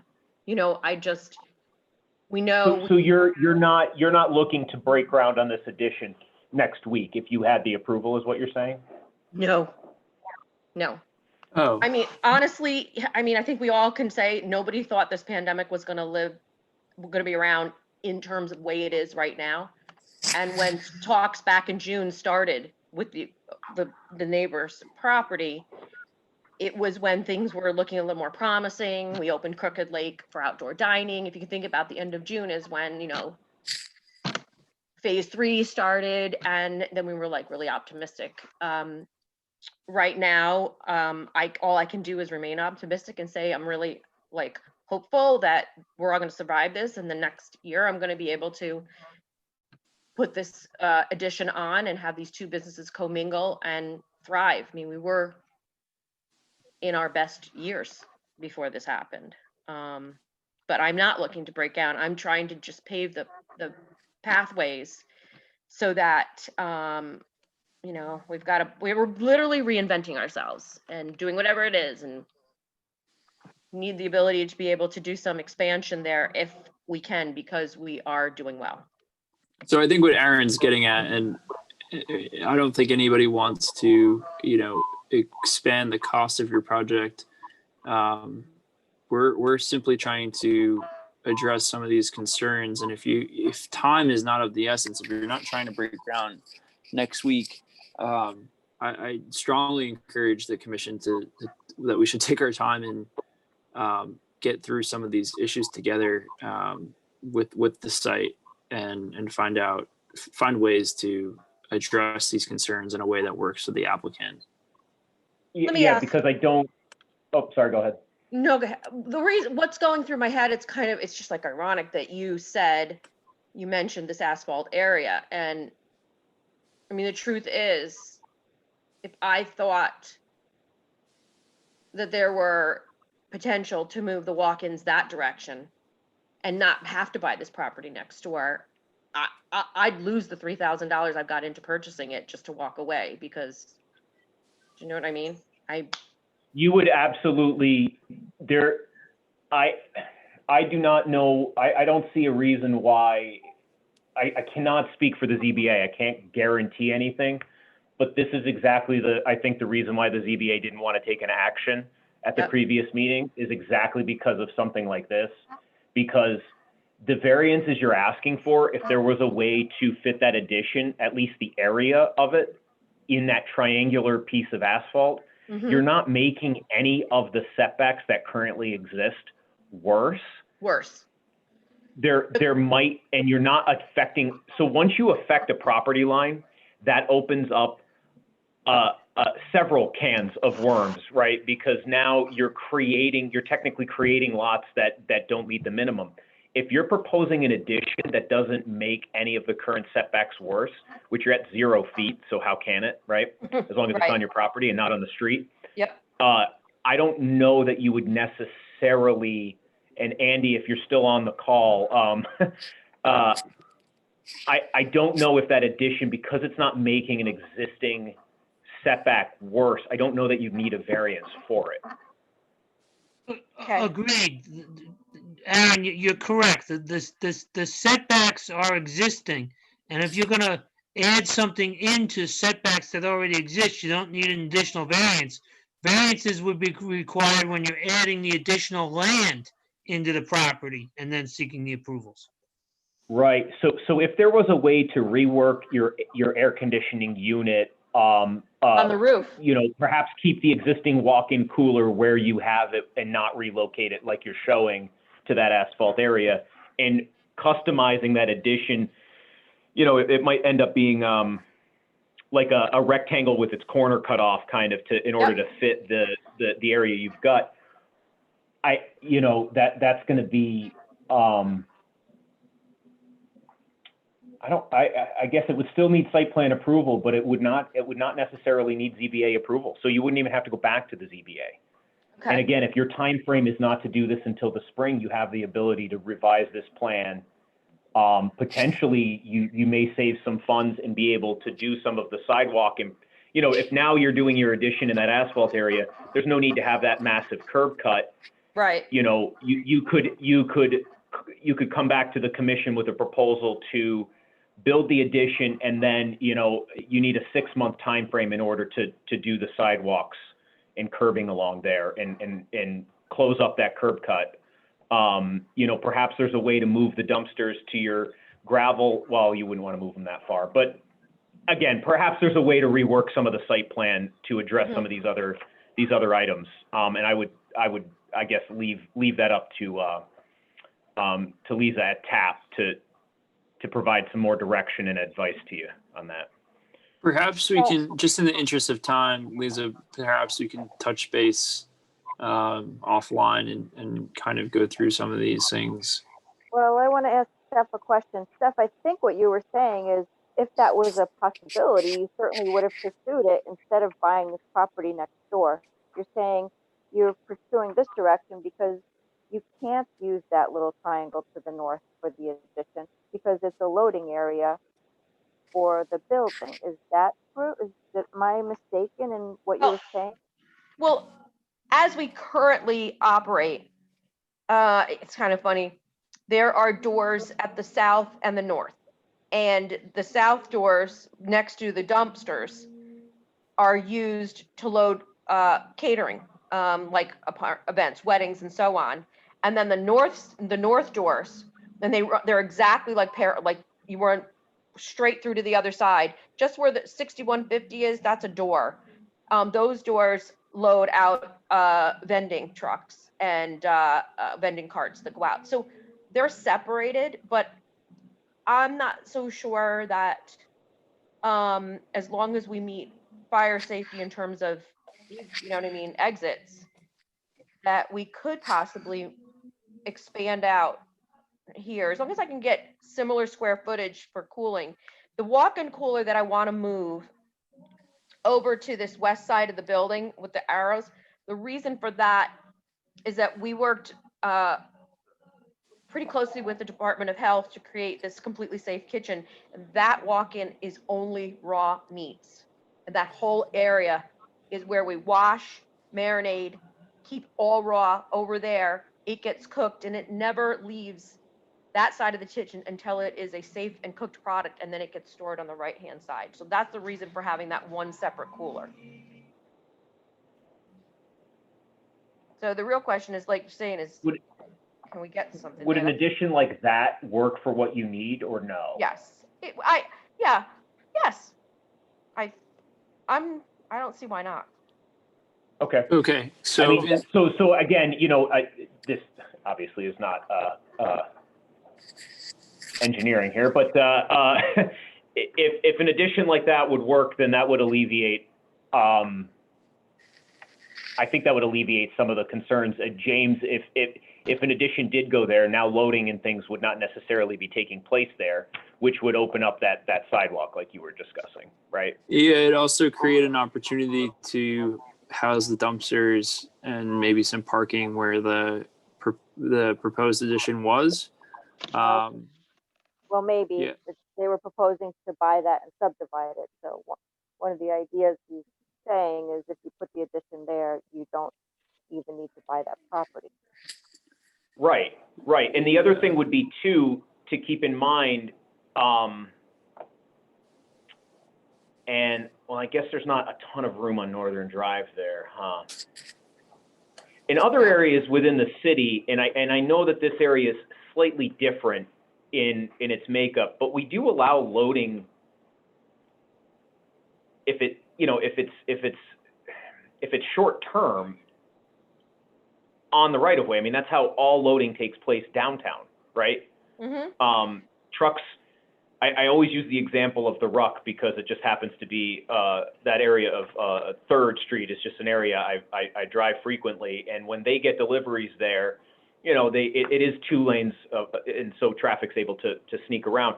But I mean, they just park right on the road, and it's an inconvenience for about 5 to 10 minutes, maybe 15, but that's it, and life moves on. So there may be an opportunity to just pull a truck up parallel either on Northern Drive or perhaps on 125th and do your loading that way without the need for an off-street loading area. It's just, again, it's just a thought. It might not work out that way, but If this worth would, considering. listen, in the original plan, part of the good things about it being on the east side of the building was our ability to load in right out of Cisco trucks. They literally could pull up on the street, roll down, you know what I mean, and wheel right into the walk-ins. That wouldn't happen. Instead, we would wheel through the building into the up into here because there's no place we can't block. We've never stopped on Northern Drive. We only stop on 125th Street. So you'd have a truck stop here and right you'd now, load in. When a truck stops, they are completely parallel to the dumpsters. They pull completely forward, lined up with them, and the back end. So you'd be, yes, they're just right like that. It's exactly. And they roll down the back gate on the left, and they go straight in that way. And there's no blocking of traffic. If that scenario for loading works for you, then an addition in that area to the north, if north is up on the plan. Yep, it is. Yeah.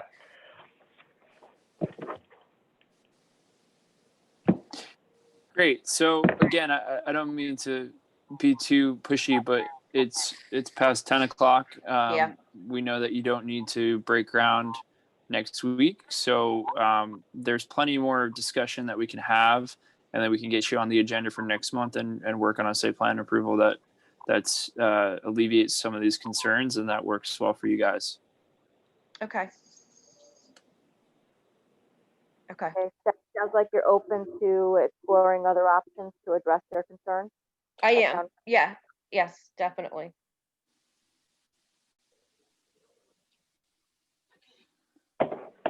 Great. So maybe we can set up another call without the board, and Aaron and I can we can work on this between the four of us and get Okay. you ready for next month. All right, that sounds good. Okay, great. Thank you all. Okay, thank you. So is there a motion to adjourn? I move that we adjourn. Is there a second? Awesome. Do we have to do, can we just say all in favor? Yes, that's perfectly reasonable given the time. Yes. Unless someone's voting no, then we need to document that. All right, guys. All in favor, say aye. Aye. Sounds unanimous. Thank you all. Thank you. Good Thank night. you. Night. Good night.